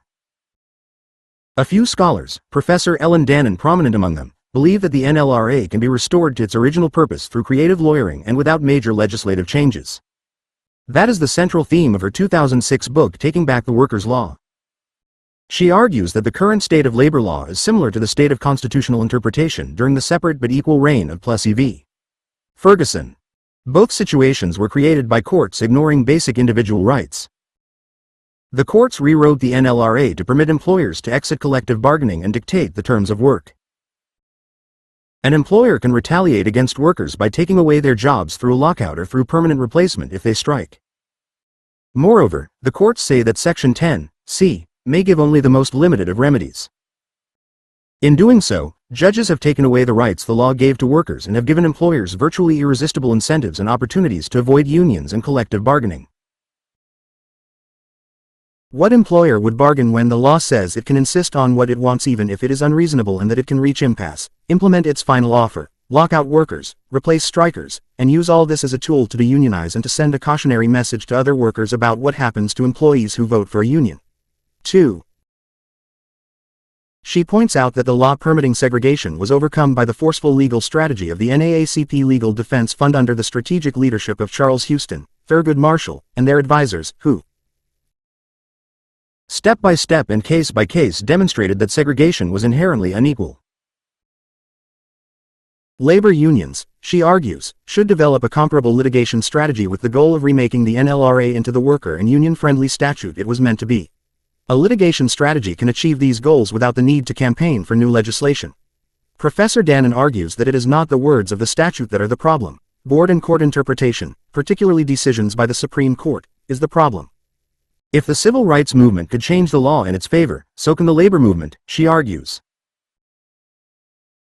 It provides models that can be used to target judicial decisions that created striker replacement, restricted the right to strike, undermined the right to bargain, denied the NLRA rights of worker freedom of association and speech, and weakened remedies. These and other decisions have perverted the plain language and express intent of the NLRA. The NAACP experience provides inspiration and helpful guidance. In the 1940s, institutional and legal apartheid were the law of the land. An apartheid state was protected by state statutes and Supreme Court decisions. Brave and visionary individuals put together a multi-decade strategy of both activism and targeted litigation to remake the racial landscape of this country. While they have not yet achieved full success, the story is more one of success than of failure. And given the forces of law and power arrayed against them, it is a story of the power of the weak. The problems unions face today are serious, but unions are not as powerless or as friendless as were those civil rights activists. According to Dannon, Not only is the NLRB not the enemy, but unions can make it part of the solution. True, the NLRB cannot do everything for unions, but the union movement would benefit enormously by thinking creatively about how to make the best use of the NLRB and the NLRA, rather than throwing them away because they are not perfect. She believes that the courts can be persuaded to change their approach to issues of workers' rights by cogent arguments backed by sophisticated research, much the way courts were educated about the realities of segregation. There is evidence from recent court cases that courts will respond to thoughtfully developed records. To give two recent examples, the D.C. Circuit Court of Appeals said that academic research and arguments made to it by the board had led it to conclude that it might be appropriate to give the implementation upon impasse doctrine a second look. In other words, the D.C. Circuit said it was willing to reconsider a judicial amendment whose origins go back to the 1940s. The Ninth Circuit recently relied on expert testimony and research in issuing a decision about union dues that was favorable to unions. The evidence she cites is very slim when measured against the body of judicial opinions interpreting the NLRA. Her thesis assumes that court opinions are to some extent the result of inadequate argument that can be overcome by a new strategy of litigation that will teach the courts about the reality of labor relations. She suggests that part of the problem lies in the overly technical way that labor cases have been tried by board and union lawyers. The insularity with which NLRA cases are tried must be overcome. Every aspect of NLRA cases must be presented with a consciousness that the very purpose of the Act was to supplant key parts of the law that control the workplace and that are still the default mode for controlling workplace relations. Anyone trying an NLRB case must do so in a way that will help non-labor lawyers learn to think like labor lawyers. NLRB cases could be tried, briefed, and argued in a way that highlights the NLRA's express policies, creating equality of bargaining power, promoting collective bargaining.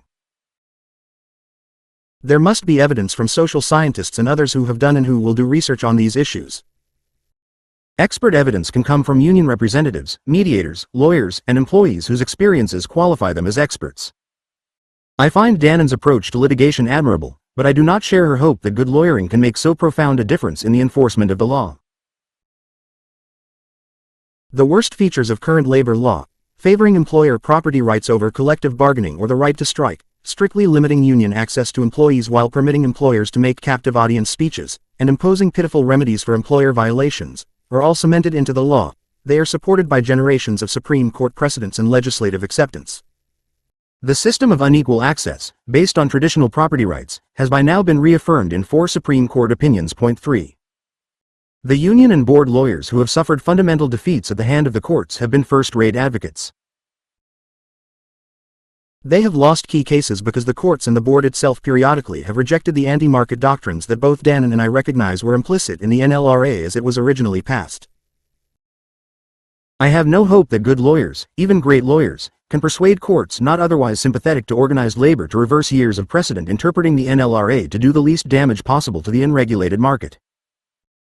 Remember, the judiciary that presided over the constant erosion of employee rights has been regularly enforced with adherence to the view that whatever interferes with the workings of the free market is necessarily undesirable.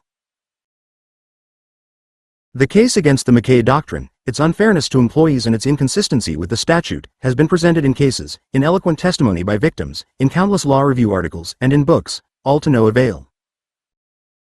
The McKay Doctrine has been regularly reaffirmed, and it has remained the law for more than 70 years. It is doubtful that the Supreme Court can be made to reconsider it at this time. If it did, it might well refuse to address the merits. Instead, it might conclude that after so many years, if change is to come, it must come from Congress. The court did not take this position with regard to Plessy because Plessy and its progeny affected the political process and because its victims were a distinct and downtrodden minority. It had its roots in slavery, the most pernicious institution in American history. The civil rights legal movement had only one opinion to target: Plessy v. Ferguson, an opinion grounded in the notion that separation based on race was consistent with equality. The inequality that Plessy permitted and gave rise to was evident on a daily, life-destroying basis in states throughout the South, as Charles Black so ably showed. 4 Over 80 years and 2 world wars later, its inhumanity was evident as were its roots in the doctrine of white supremacy and its incompatibility with the notion of equality contained in the 14th Amendment. Yet it still took 30 years for the litigation strategy to be vindicated. The cause of unions is not equivalent in the minds of liberals and progressives to the cause of racial equality. Separate but equal was a visible, constant denial of our basic national ideal, the equality of all human beings.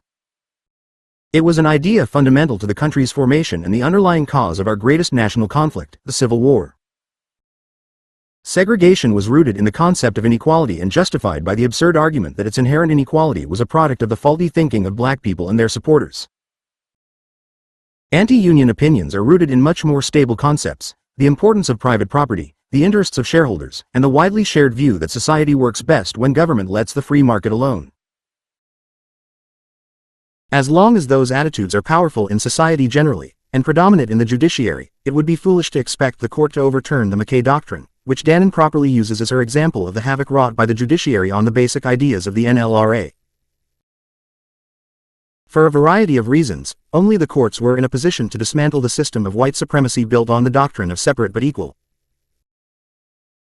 But Congress could easily, and in 1992 almost did, overturn McKay. It is far more difficult to control the flow of labor litigation than it was for the NAACP to control the flow of segregation litigation.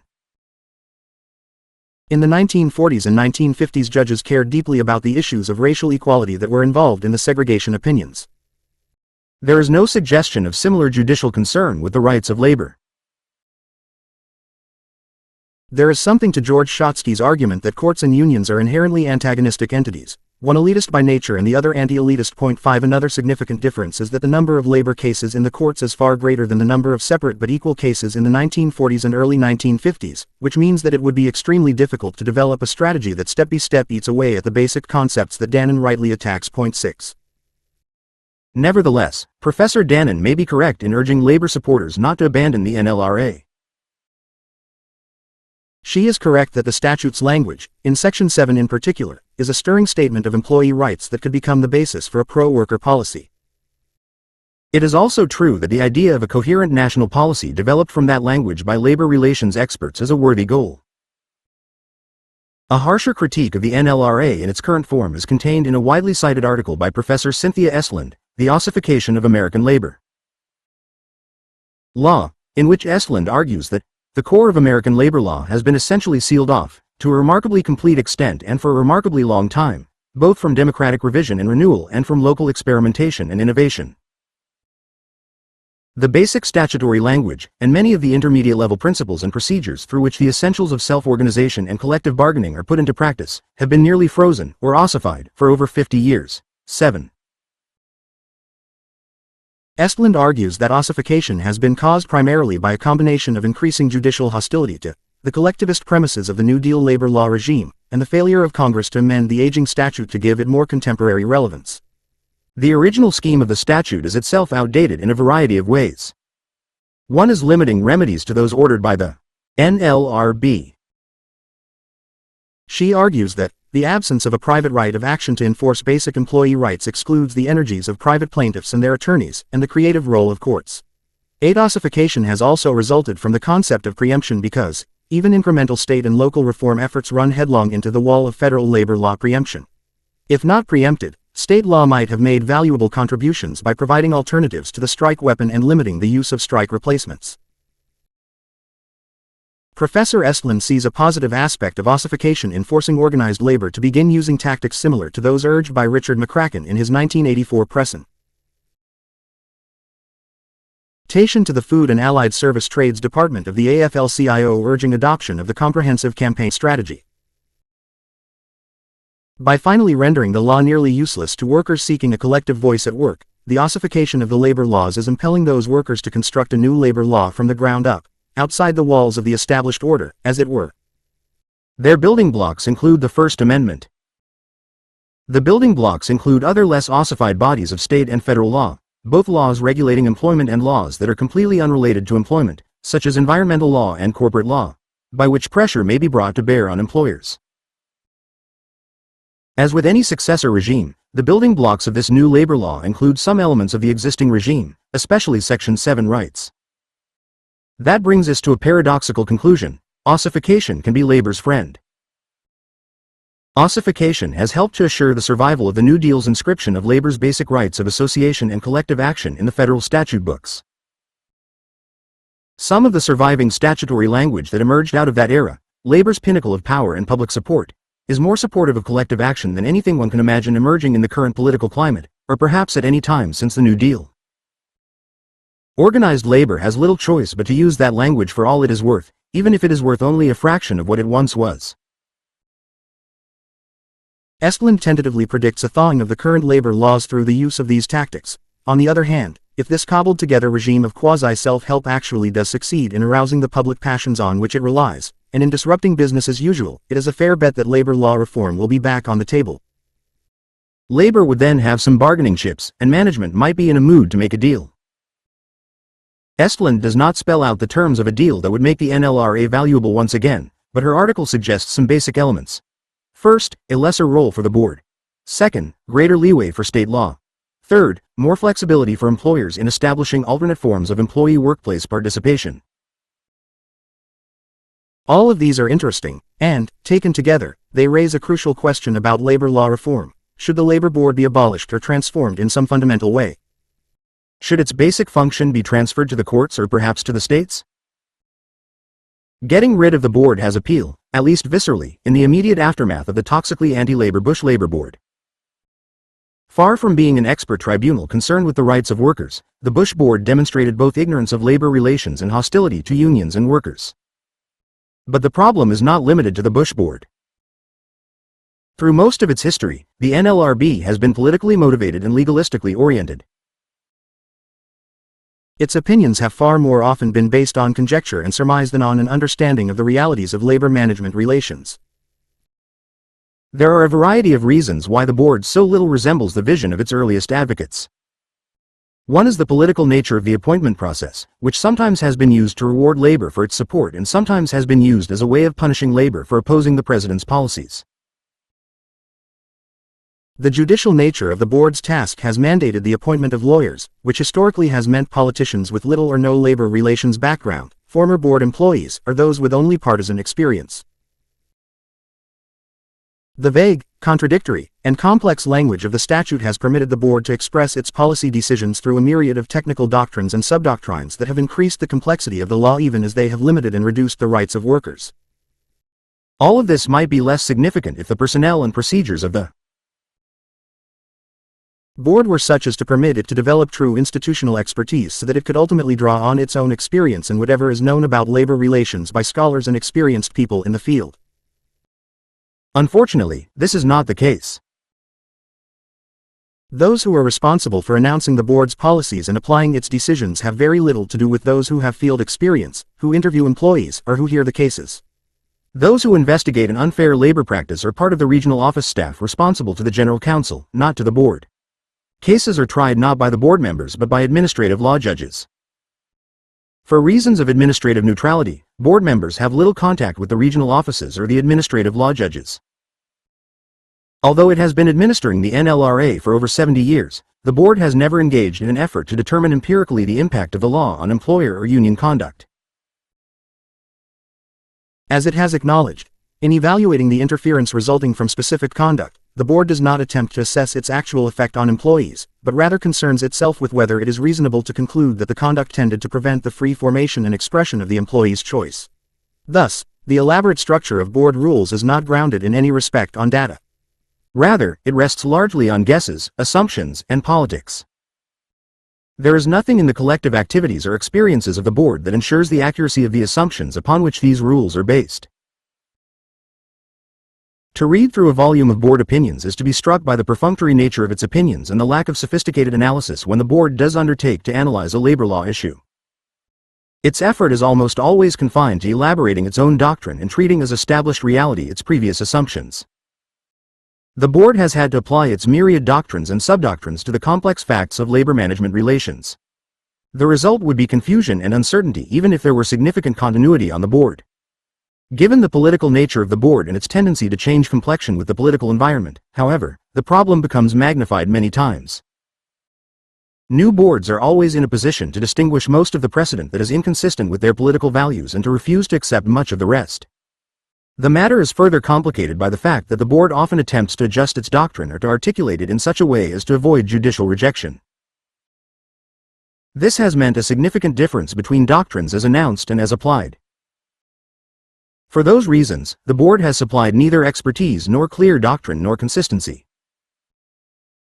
A second major problem is the cumbersome process that the statutory scheme provides for.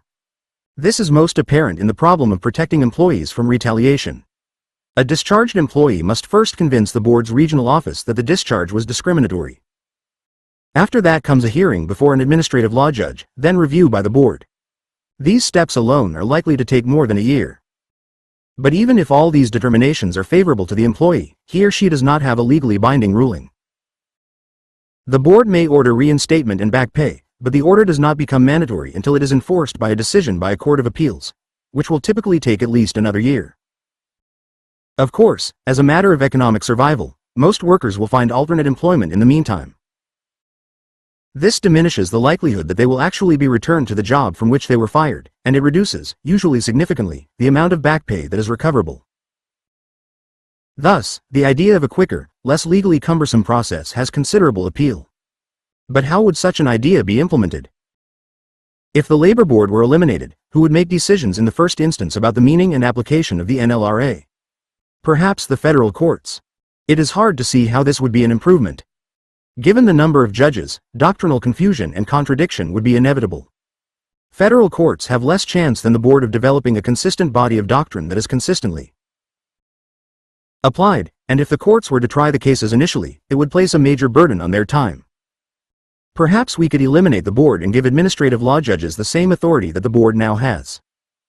This would eliminate one part of the time-consuming process, but it would reduce the consistency of decisions. And the administrative law judges are an uneven group in terms of knowledge of the law, competence, and bias. There are too many of them to hope for consistency, which the board has on rare occasions supplied. There is much to be said for having the law developed through an independent body of neutral labor relations experts. The problem with the board is that it has rarely, if ever, been such a body.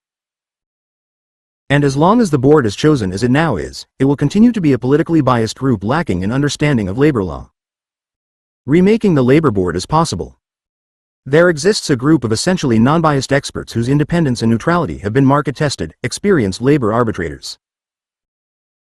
To understand why this is so, one must have a basic understanding of how labor arbitration works. The vast majority of collective bargaining agreements provide that unions may formally grieve management decisions that they claim to be prohibited by the agreement. The vast majority of agreements set forth a process for resolving grievances.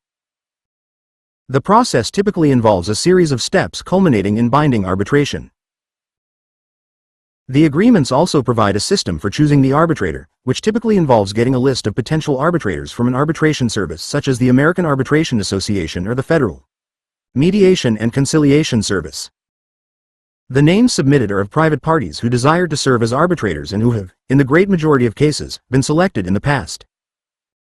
Thus, labor arbitration is a private system of adjudication in which the judges are private individuals selected by the parties. Each party has the ability to eliminate any person that it believes to be biased. Almost every student of labor management relations believes that the arbitration process has been successful. In part, the success of labor arbitration is due to the selection process, which, because of the desire of arbitrators to be acceptable to both sides, ensures the development of decision-makers who are not only unbiased but attuned to the priorities of the parties as well. 9. Experienced arbitrators learn useful lessons about labor relations. They come to understand the basic concern of both labor and management and inevitably develop an understanding of how individual workers have an interest separate from both. If members of the NLRB were chosen from the ranks of experienced, successful arbitrators from panels of names submitted from the National Academy of Arbitrators, for example, we could be reasonably assured that they would be neutral and knowledgeable about the basic aspects of collective bargaining. They would understand how unions work and what the needs of employers are. It would be in the best interests of both sides to amend the law so that members of the NLRB are chosen from the ranks of experienced arbitrators. A proposal to that effect might well be supported by liberals and conservatives, unions, and employers. After all, they choose arbitrators when they have the chance to mutually select judges to rule on the meaning of their agreements. Even if the board were composed of labor experts, the law would still be subject to the rulings of the courts of appeals. Their performance overall has been only slightly better than the board's.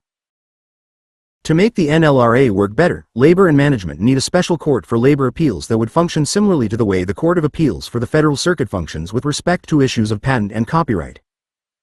Another approach, one that would reduce the role of the board, was made by Professor Benjamin Sachs, a one-time union lawyer.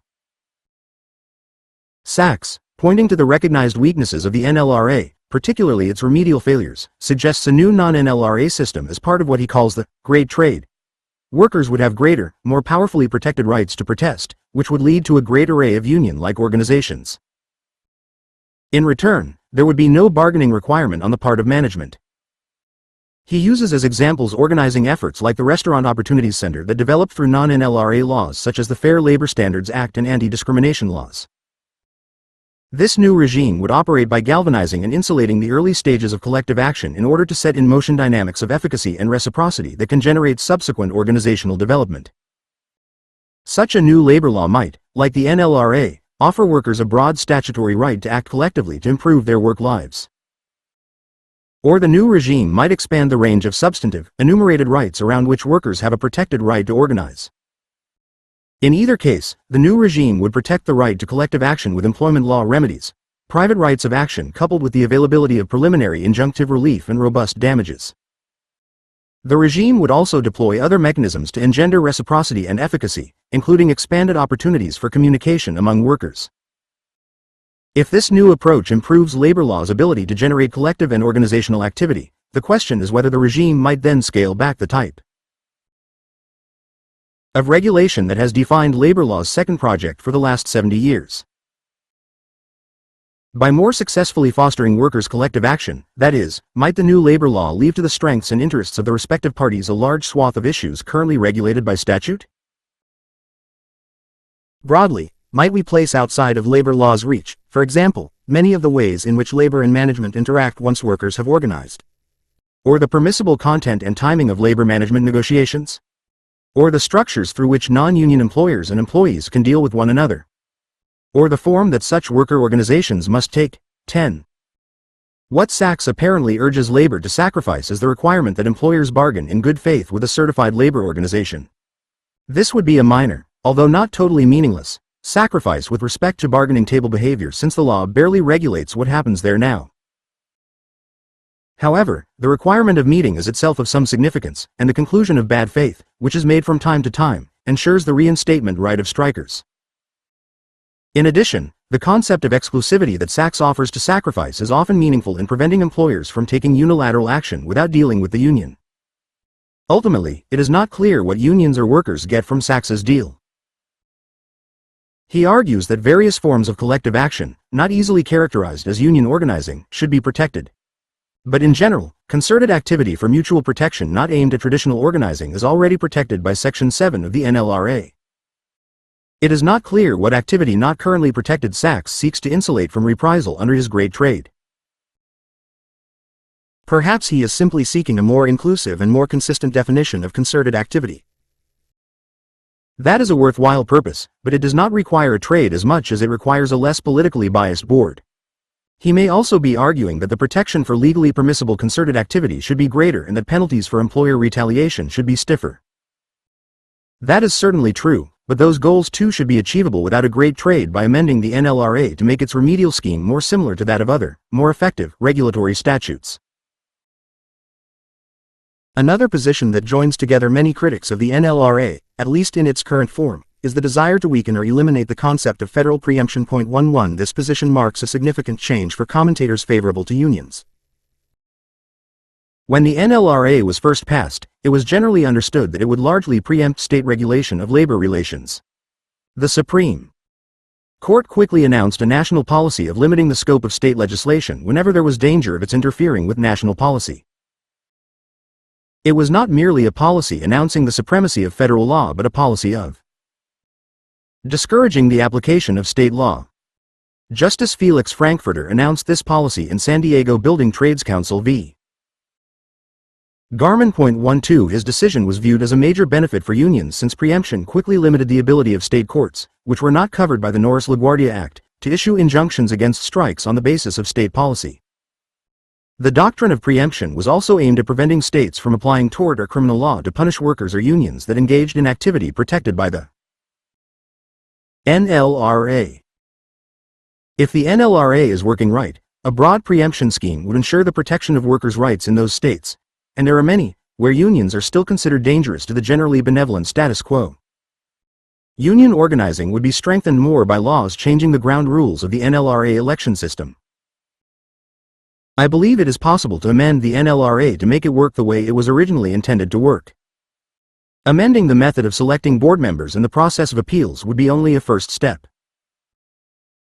Other changes similar to those contained in the proposed Labor Reform Act of 1977 would also be critical. The board's remedial power needs to be increased. Injunctions against employer unfair labor practices need to be regularly employed, much the way they currently are against union secondary boycotts.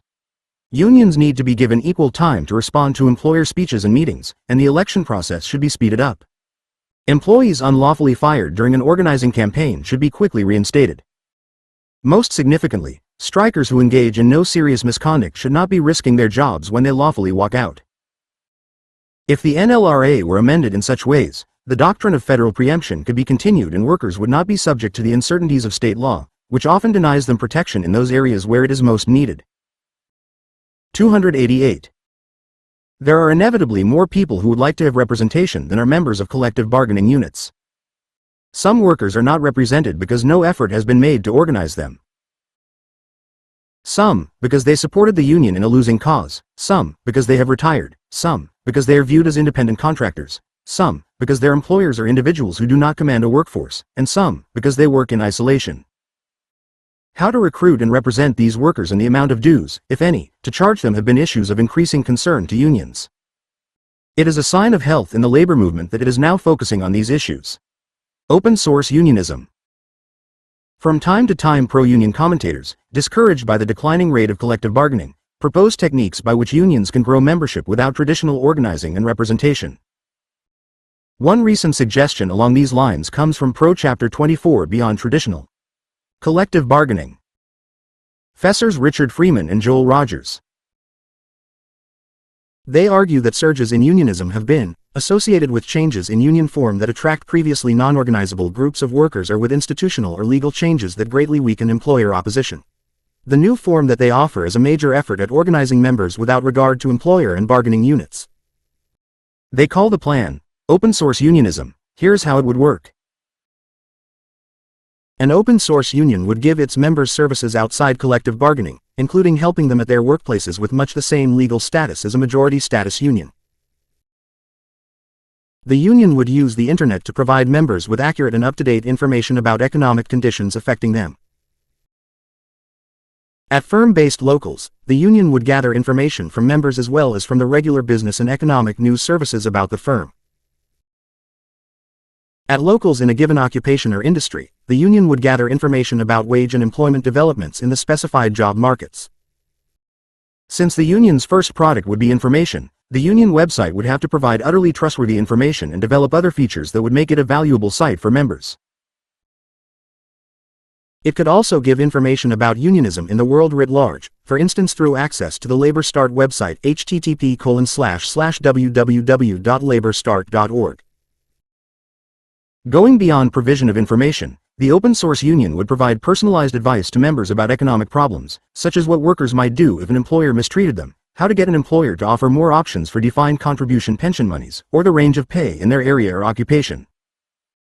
Since an open-source union would not have the clout inside the firm of a majority-status collective bargaining union at particular workplaces, it would have to use different tactics to impact obstreperous employers. It could use its reputation for providing accurate information to set the agenda in disputes with management, to shape public discourse, and to marshal resources from outside a unit to support workers in disputes. When young law associates thought that they were getting an unfair deal from major law firms in 1998, they set up a website http://www.greedyassociations.com that provided information to the firm's potential recruits about salaries and working conditions. 1. It is questionable whether organizing for open-source unionism would be a good expenditure of union resources. It would initially involve large expenditures of money. It would inevitably reduce the number of organizers available for traditional collective bargaining. It is not at all obvious that the types of services being offered would attract and maintain large numbers of workers. For unions like here, at this point, it would be a diversion from a program that is working. For less organizing-centered unions, it would reduce the likelihood of their adopting more costly techniques such as the comprehensive campaign. It would likely attract a different, less committed breed of organizers, not the D. Taylors, Paul Cliffords, Mike Caseys, and Joe Dohertys who see what they're doing as a mission. I think it should not be tried until unions have made more aggressive efforts at organizing for collective bargaining. The HERE model provides a new form that, if widely adopted, might significantly increase the ranks of organized labor. That seems a useful prelude to a campaign for open-source unionism. Working America. A program narrower but related to open-source unionism has been undertaken by the AFL-CIO. Called Working America, it involves organizing workers for political power rather than collective bargaining. The formation and goals of the program were described to me by its director, Karen Nussbaum. There had been a group of us here at the AFL-CIO who had been talking for certainly a decade, some of us longer, about ways of organizing outside of collective bargaining. I was one of the people who started 9 to 5. Similarly, it was a way to organize people where they were without any regard to what the normal structures are. And our hope here was to figure out, how do you tap into the concern of working people, who have no access to information or connection to an organizing effort? The problem had always been that there wasn't a model that got you localized enough so that you could exercise power and that was cost efficient enough that you could communicate with people. We looked at this whole issue again in 2003, a group of us here at the AFL-CIO. What we wanted to do was marry the technique of door-to-door canvassing that community organizations have been using for 20 years with the very sophisticated technology that was now available both to do targeting, messaging, communication, and to create a new level of accountability on who you were talking to in the system that we were dealing with our members with. So in 2003 we did a pilot project, and in August of 2003 the Executive Council approved the creation of Working America as a community affiliate of the AFL-CIO. And here's the basic idea. We hire local canvassers, we hire people locally to be canvassers. Now we mostly put ads in the paper. We just hire people and we train them, and you know, there's a job, a good job, full-time job with benefits and opportunities for advancement. We send teams out into essentially working-class neighborhoods with lists that identify the union's members. They skip those households, and they only talk to people who don't have a union on the job. In approaching people, the organizers make a fairly traditional union argument about the need for workers to organize.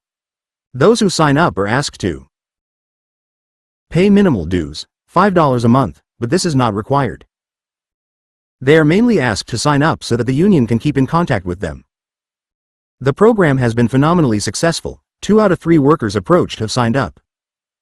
In less than 4 years, Working America signed up over 2 million members. The level of activity encouraged is not great, Nussbaum acknowledges, but it is not insignificant either. 1 out of 5 people who become a member writes a letter that night or sends out a card for the Employee Free Choice Act, or they take significant action. But we do not offer and people don't expect help with their workplace problems. We are really an organization to build a new source of worker power. Nussbaum notes that members of Working America are likely to become involved in an organizing effort when one takes place at their workplace. We do find that our members are far more anxious to become involved in an organizing campaign and become the heart of an organizing committee. And we are just beginning now to convene meetings locally where our members can get more involved face-to-face with other members. Working America also takes advantage of the internet. We communicate with our members a lot. About 22 or 25% of our members give us their email addresses, and we communicate with them by email weekly on issues. The communications were general at first, but as the 2008 presidential election drew near, they became increasingly political. One of the benefits of Working America has been the development of a cadre of committed organizers from the canvassers hired through Craigslist. The organization maintains a blog on which their organizers share experiences. Almost all represent positive experiences and convey the sense that the organization had an effect on the 2008 election. Typical is the following from a canvasser in Pennsylvania. We were in Shaler, PA, and he was my first contact of the evening. I started out telling him my name, and when I told him that I was from Working America, a really big smile came across his face. He said that he received phone calls from Working America that informed him about Melissa. Hart's voting record. He also talked about voting for her in the past, and not knowing that she was not for issues that concern working people.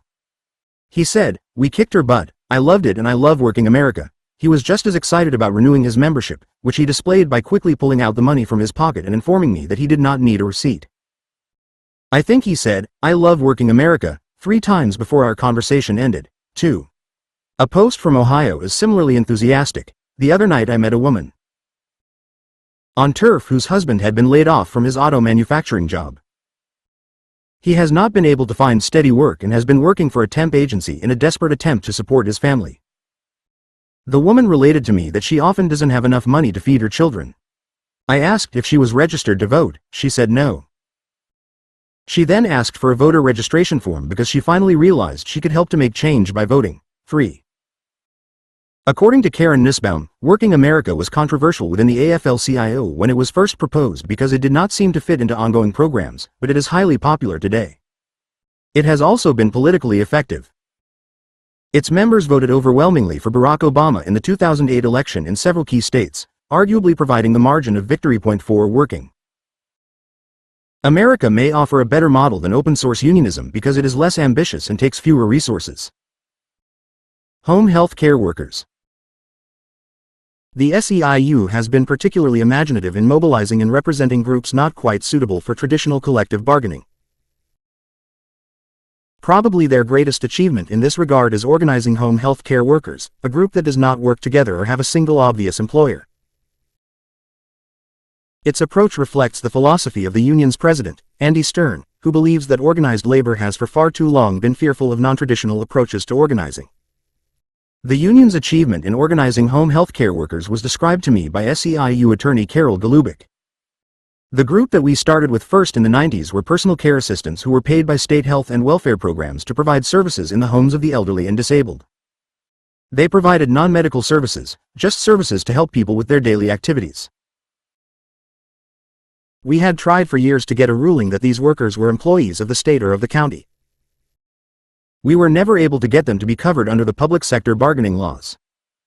So the idea became, we are going to create a public employer for these workers. And in California, we created the option for them to create a public employer that would be covered by one of public sector bargaining laws in California. We've done this in many states. The way we started out, this was done in coalition with consumer advocacy organizations who were very interested in what they call consumer-directed employment of these in-home care providers, and of course they work. The actual consumer is considered for many purposes, for tax purposes.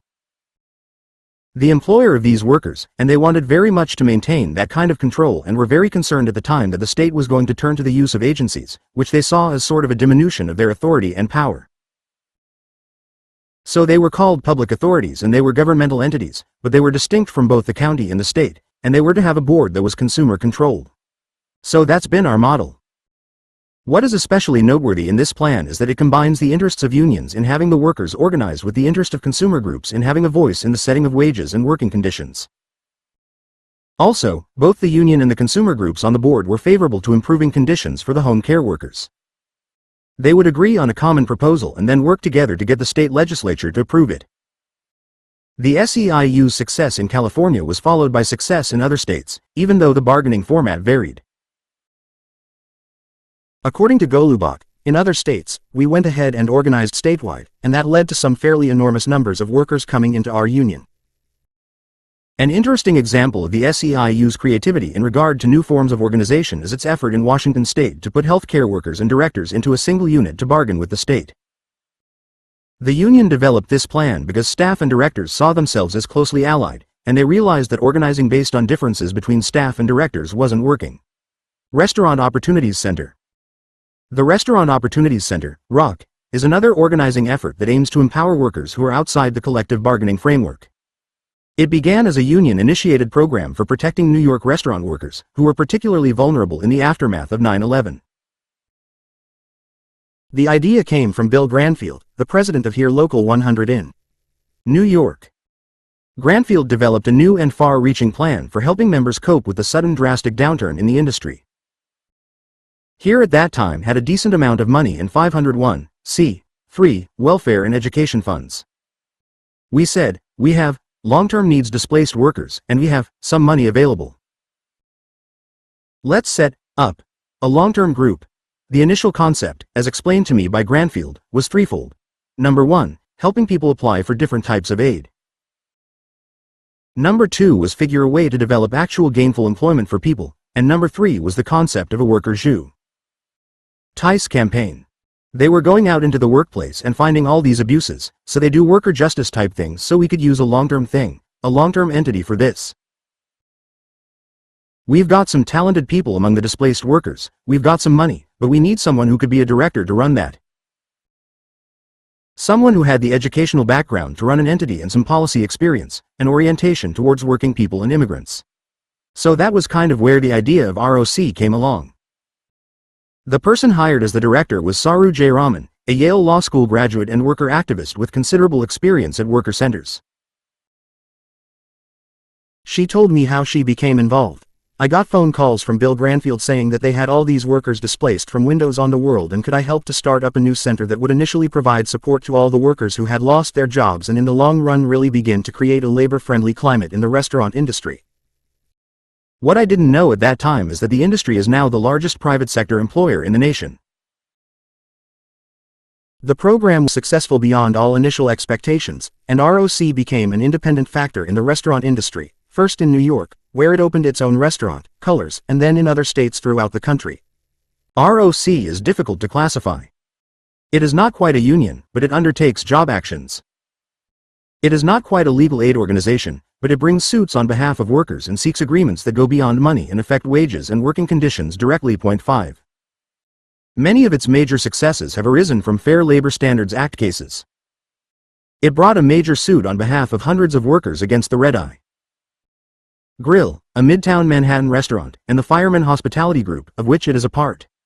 The settlement was intended to change labor practices in a significant way, as reported by Stephen Greenhouse in the New York Times. On December 4, lawyers for the two sides signed a tentative agreement calling for a $3.9 million settlement. Under that accord, firemen agreed not to have managers share in the tips, not to retaliate against any workers who joined the lawsuit, and to comply with New York's wage laws. The $3.9 million would be one of the largest settlements that a New York restaurant reached in a wage-on-door dispute. The two lawsuits were part of a wave of litigation in which workers in dozens of Manhattan restaurants sought to highlight what they said was widespread lawbreaking, especially managers sharing in the tips. 6. The group's experiences had by 2005 changed the nature of ROC and the goals of its leadership.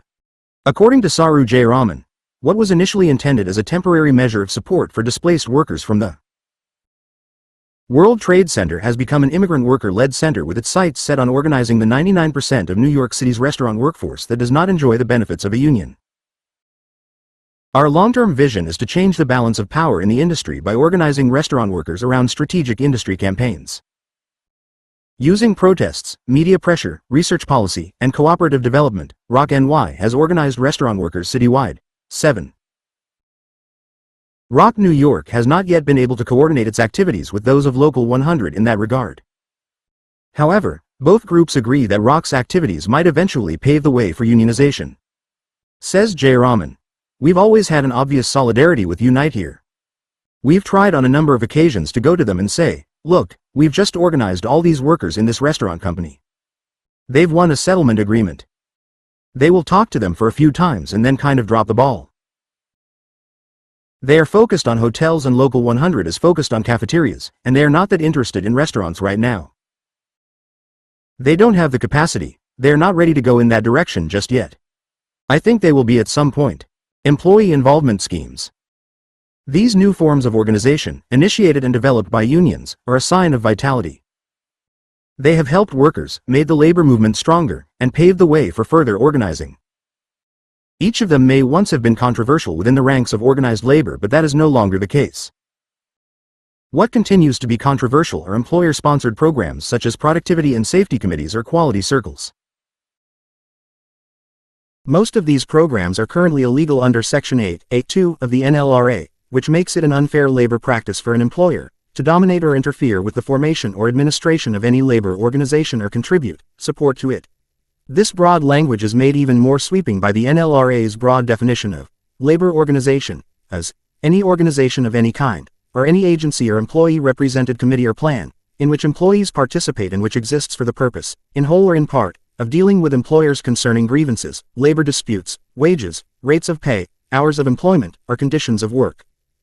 In 1959, the Supreme Court announced in NLRB v. Cabot Carbon Co. .8 that this definition was to be interpreted as broadly as its wording suggests. The employer in that case set up a system of employee committees that met regularly with management to consider and discuss problems of mutual interest. The NLRB held the committees to be dominated labor organizations because they were formed for the purpose, in whole or in part, of dealing with employers. The Supreme Court affirmed, stressing that the term, dealing with, should not be read as synonymous with the more limited term, bargaining with. Thus, schemes or plans that are not comparable to unions, and do not involve collective bargaining, strikes, or the settlement of grievances, may still constitute labor organizations. If an employer scheme constitutes a labor organization, the board will order it dissolved. The Cabot Carbon opinion, together with the broad language of the statute, served to put in doubt the legitimacy of any employer-initiated scheme of worker involvement. It convinced many employers that the expense of setting up a new program was not worth the risk. By the late 1970s and early 1980s, commentators began to think of Section 8(a)(2) less as protecting employees and more as inhibiting innovation. Several commentators argued that Section 8(a)(2) was outdated. Judge John Minor Wisdom decried what he saw as its adversarial assumptions. An inflexible attitude of hostility toward employee committees defeats the act. It erects an iron curtain, penetrable only by a certified union, preventing the development of a decent, honest, constructive relationship between management and labor. 9. The U.S. Court of Appeals for the Sixth Circuit in NLRB v. Streamway Division of Scott and Fetzer Company declared in 1982 that the adversarial model of labor relations is an anachronism. 10. In 1994, the Dunlop Commission recommended that non-union employee participation programs should not be unlawful simply because they involve discussion of terms and conditions of work or compensation where such discussion is incidental to the broad purposes of these programs. The Commission also recommended that the law should continue to prohibit companies from setting up company-dominated labor organizations. The recommendation was mild and involved at most a minimal departure from current law, but it drew a dissent from Douglas Fraser, the labor member of the Commission, who insisted that Section 8(a)(2) stands as a bulwark against forms of representation which are inherently illegitimate because they deny workers the right to a voice through the independent representatives of their own choosing and put the employer on both sides of the table. 11. In 1995, Republicans in Congress proposed the Teamwork for Employees in Management Team Act 12, which would have added a proviso to Section 8(a)(2 permitting employers to establish, assist, maintain, or participate in any organization or entity of any kind, in which employees participate, to address matters of mutual interest, including, among others, issues of quality, productivity, and efficiency.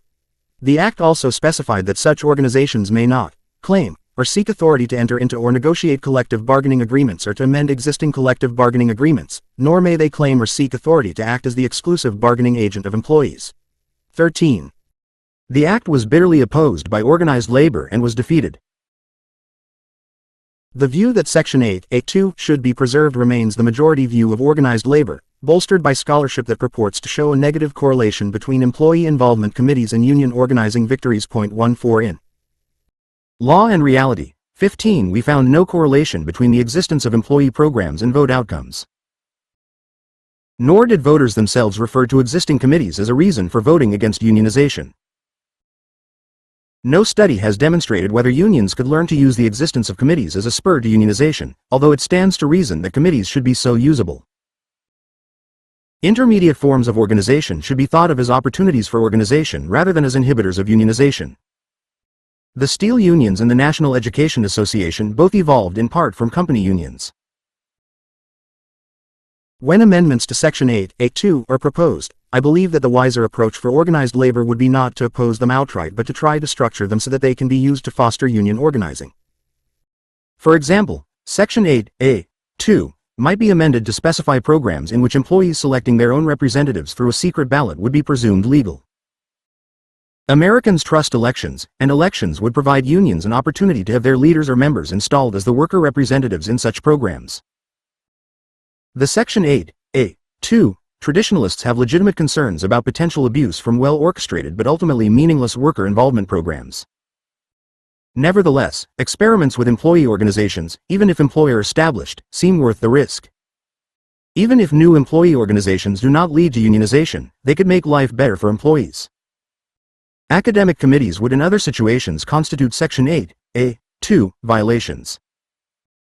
But their existence gives greater power to faculty than they would otherwise have.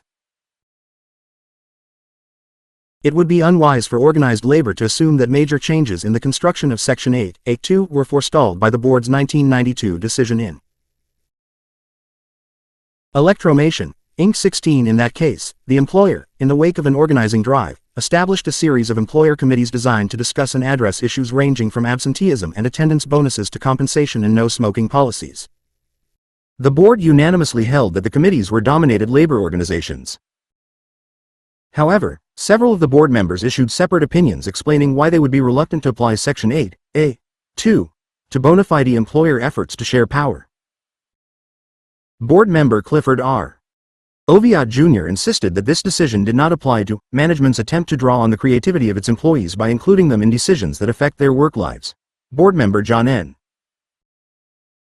Rodabaugh insisted that he would apply Section 8(a)(2) more leniently in the future to permit employee participation programs that were not used to stifle unionization. The board's subsequent opinion in Crown Cork and Seal Co. .17 shows a retreat from electromation and a further move away from Cabot Carbon. The employer in that 2001 case established a series of work teams with considerable voice in working conditions. The board held that because the managerial functions had been flatly delegated to the teams, they were not labor organizations. Whether unions like it or not, Section 8(a)(2) is changing. The question is how much and how quickly. In my view, it behooves the labor movement to try to shape the changes and not to limit itself to resisting them. As long as unions resist changes to Section 8(a)(2), they will not learn how to make worker committees part of their campaign. Once again, unions are fearful of potentially helpful change. Andy Stern believes that organized labor was wrong to oppose the Team Act. As he told me, "I think we made a mistake on the Team Act. Sometimes when you're feeling weak, as the labor movement was, we were more fearful than we should have been that the employer would seize on the opportunity to get rid of us. I think our fear was totally legitimate, but it was out of balance with the opportunity, you know.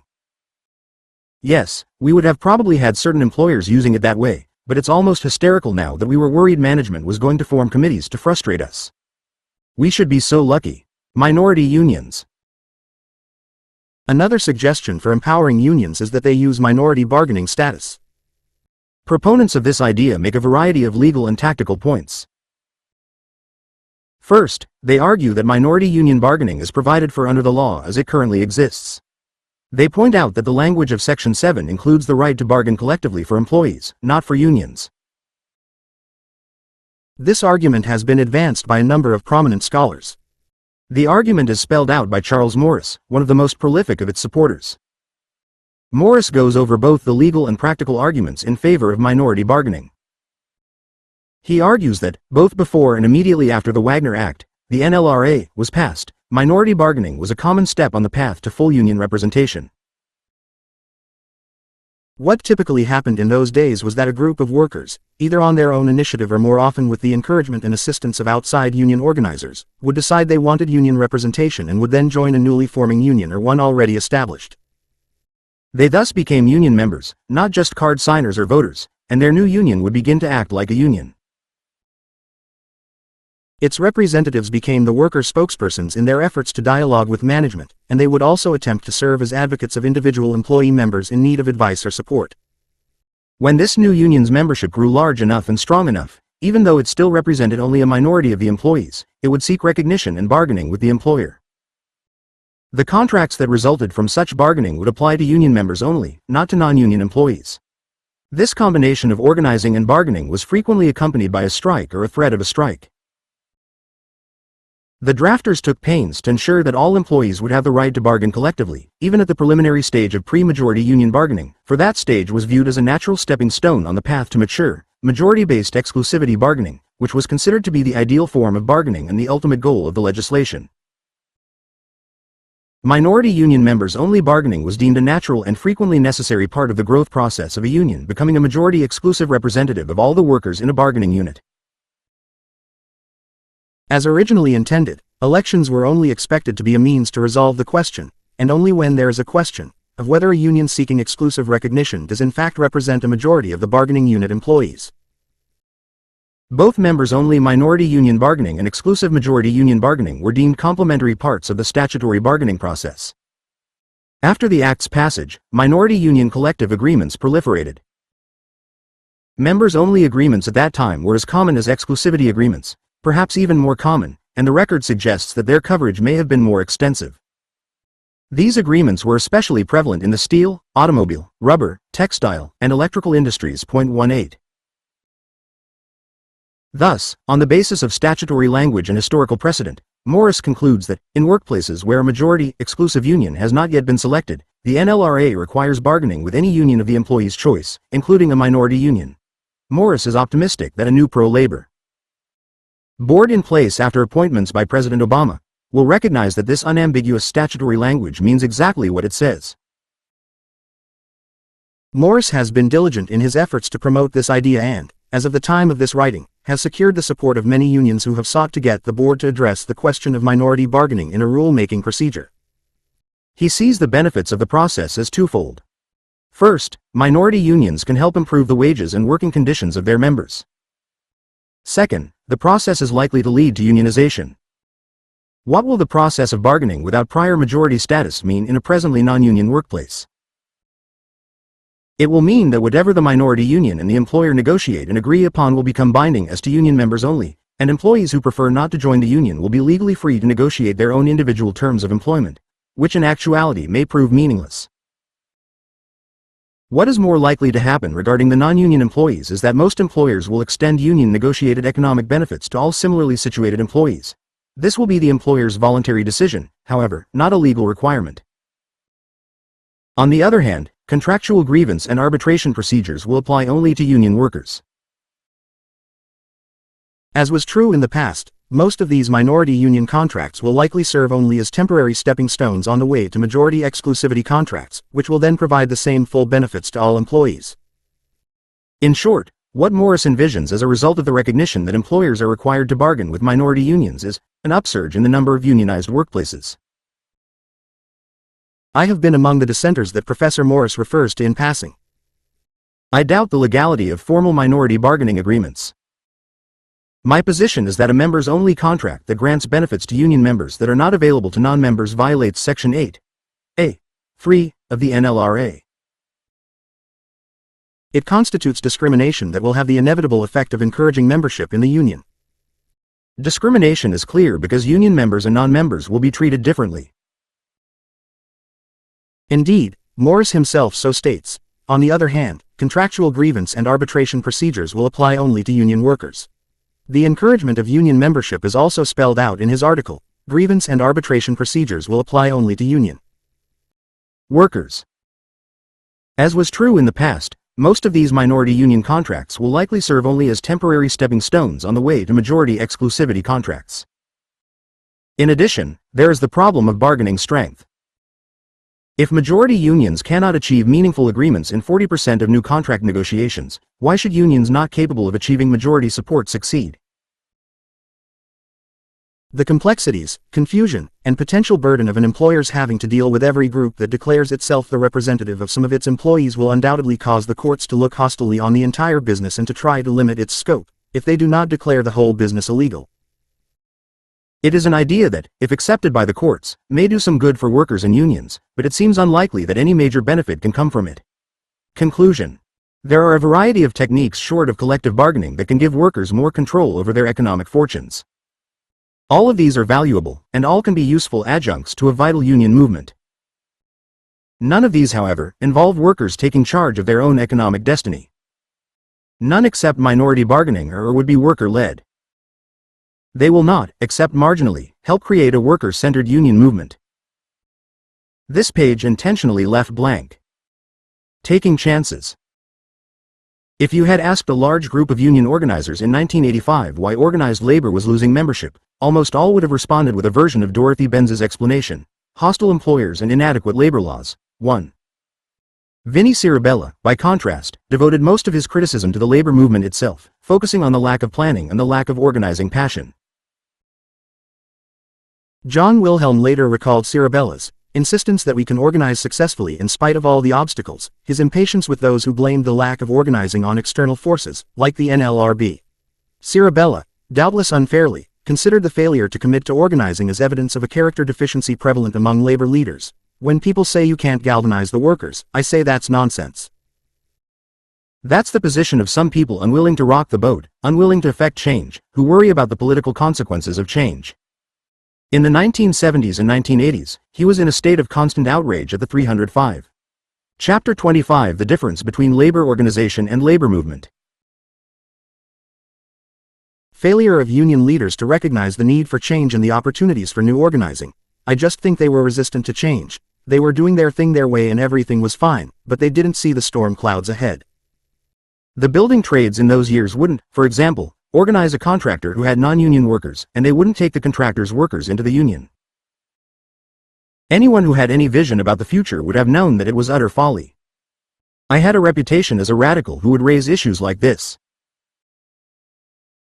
I'd get up on the floor and talk about this at regional meetings all over the country, and so they used to say, "He's a radical, he's an agitator, he's a troublemaker, he's not stable." Ciarabella did not change his views when he became one of the union's general officers.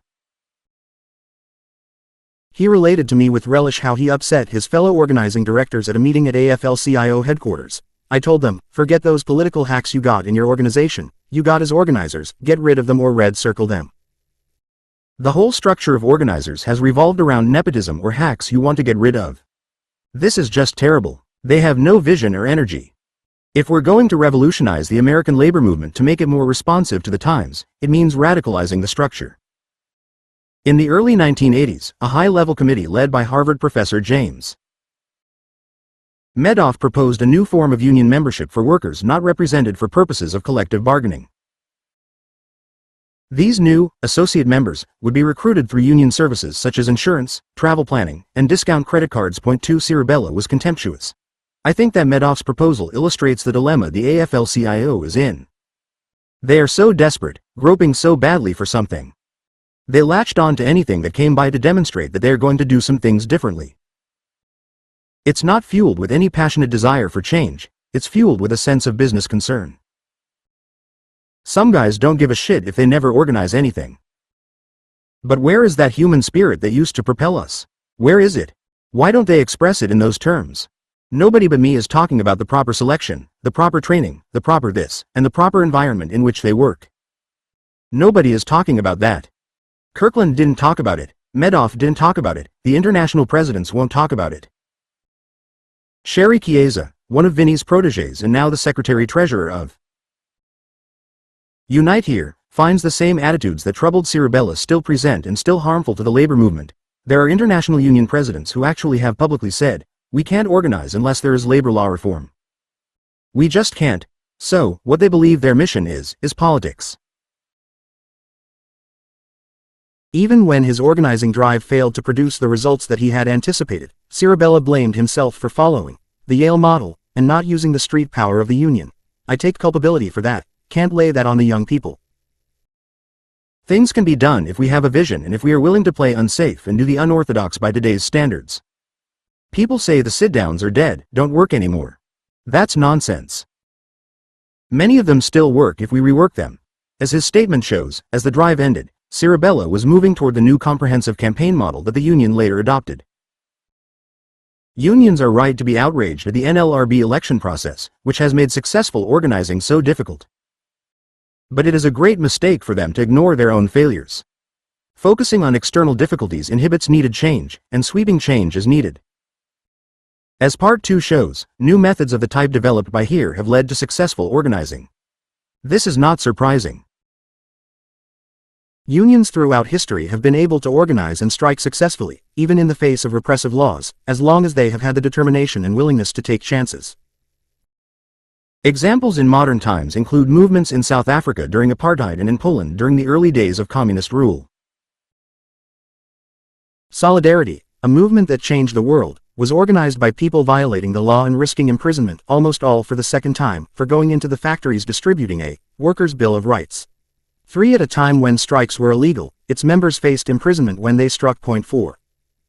Although their stories are not as dramatic as the stories of Poland and South Africa, organizers and members in the United States have often exhibited a similar spirit of resistance to anti-labor, anti-democratic power. While some unions put organizing efforts on hold, others including here, the SEIU, the United Food and Commercial Workers, UFCW, the Communication Workers of America, CWA, and the Teamsters increased their efforts and organized successfully. Rich McCracken, here's Maine outside lawyer, told me in 2005 that he did not spend much time worrying about whether the Employee Free Choice Act would pass. We're getting what we need done without it. And it might be better if we had it, but I'm not going to wait for it to be passed. Jeff Fiedler, whom John Wilhelm describes as the guru of the comprehensive campaign, is much like Cirabella in his refusal to focus on the law as the problem. The board is inconsequential to me. If the workers want to organize and you understand the company, you can win. Here's organizing successes came shortly after its failed national organiz ing campaign, which was Cirabella's great final disappointment. During the 1980s I closely followed the organizing project, and in 1996 I published an article in which I referred to the organizing campaign as a heartbreaking union failure. 5. I sent a copy of my article to John Wilhelm, who responded with a long, thoughtful letter disagreeing with my characterization. He argued that the union's growing success was, in significant ways, the result of Vinnie's efforts. I am not comfortable with the depiction in your opening line of Vinnie's organizing projects as heartbreaking union failures. In personal terms, for Vinnie, the projects were indeed heartbreaking. He was not well during the last 2 to 3 years of his life, and as he saw his career and life ending, he was enormously frustrated that he had not been able, in spite of strong backing from the international president, to achieve more successful organizing. The point for the movement, as distinguished from the point for Vinnie personally, is, in my view, that his vision and tenacity and his hiring of so many aspiring organizers directly laid the foundation for substantial organizing successes which have been occurring in here for a decade. 2 things happened as the direct result of the early period of these projects, and I am certain that Vinnie would share this perspective if he had lived.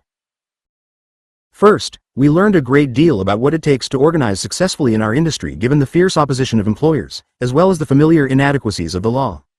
We learned 2 fundamental points. 1. Workers will ordinarily lose, no matter how heroic their struggle, if they are left by the union's strategy to go one-on-one with their employer. The union needs to have a comprehensive strategy which has the organization and struggle of the workers as its foundation, but which includes other elements of pressure sufficiently strong to modify the employer's behavior. These pressures can be corporate, community, customer, political, or other kinds of pressure. They must be developed based on an accurate understanding of the strengths and weaknesses of both the employer and the union in a given situation. Without an ability to modify the employer's behavior, we are unlikely to organize successfully, and certainly unlikely to gain a first contract. 2. Existing union members must be involved in organizing, and for that reason, we are more likely to be successful where the union already has a base than in areas where we have no base. There are several levels of importance in the involvement of present union members in organizing. They are by far the most credible persuaders of non-union workers, far more credible than paid organizers. The reputation of the union among those already in it is an important determinant of the feelings of non-union workers in the same community about unionization, and the mobilization of the membership can provide crucial person power for pressure on the targeted employers.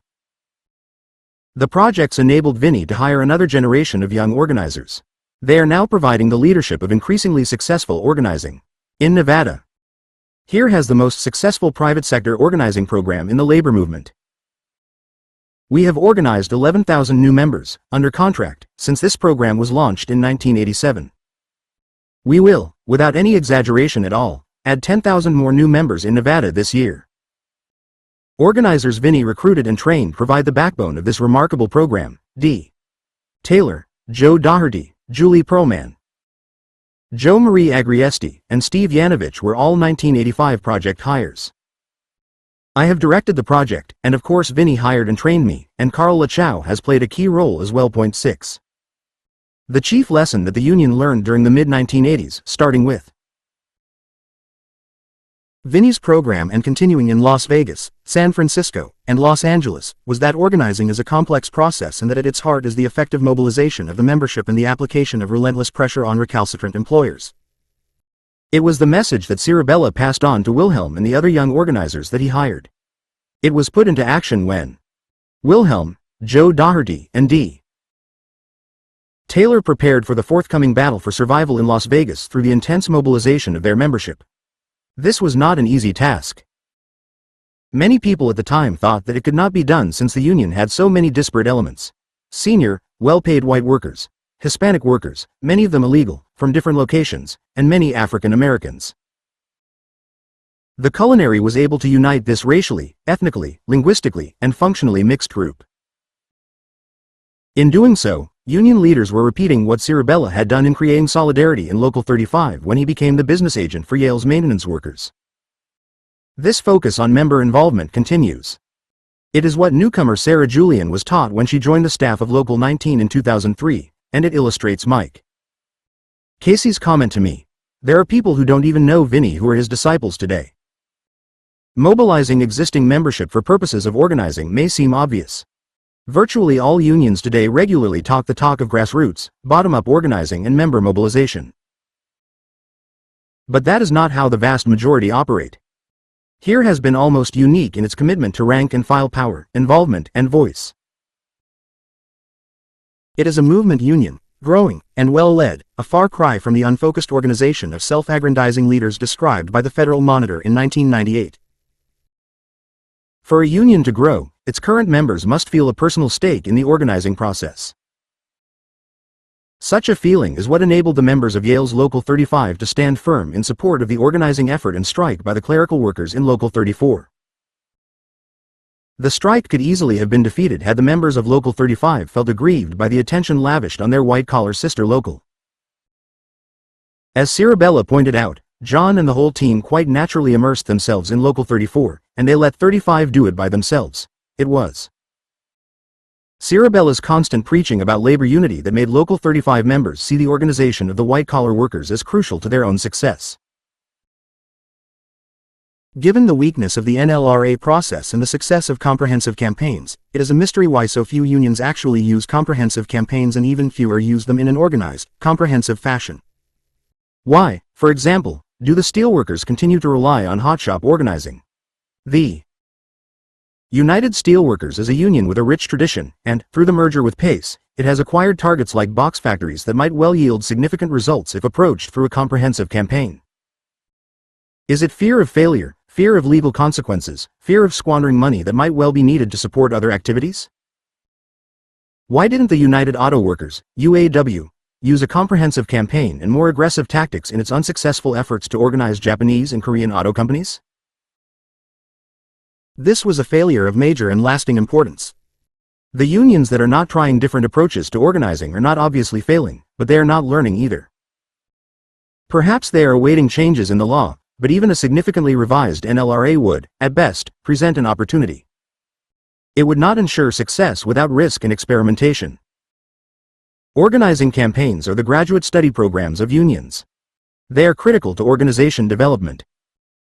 There will be no success until unions generally are willing to risk failure, as here did and as the CWA did in its battle to survive in the late 1980s. In 1986 I asked Cirabella how he explained the fact that few labor leaders looked to the success of Locals 217, 35, and 34 as a model for organizing. He shook his head dejectedly and said, "You have to remember that, first of all, most labor leaders are conservatives. They get into these positions of authority, power, and influence and comfort, large incomes, and all the other things, and they insulate themselves from any possibility of being deposed or even challenged. What they do is play it safe." I think that the greatest deficit of the labor movement is this lack of vision and basic planning that any organization must do.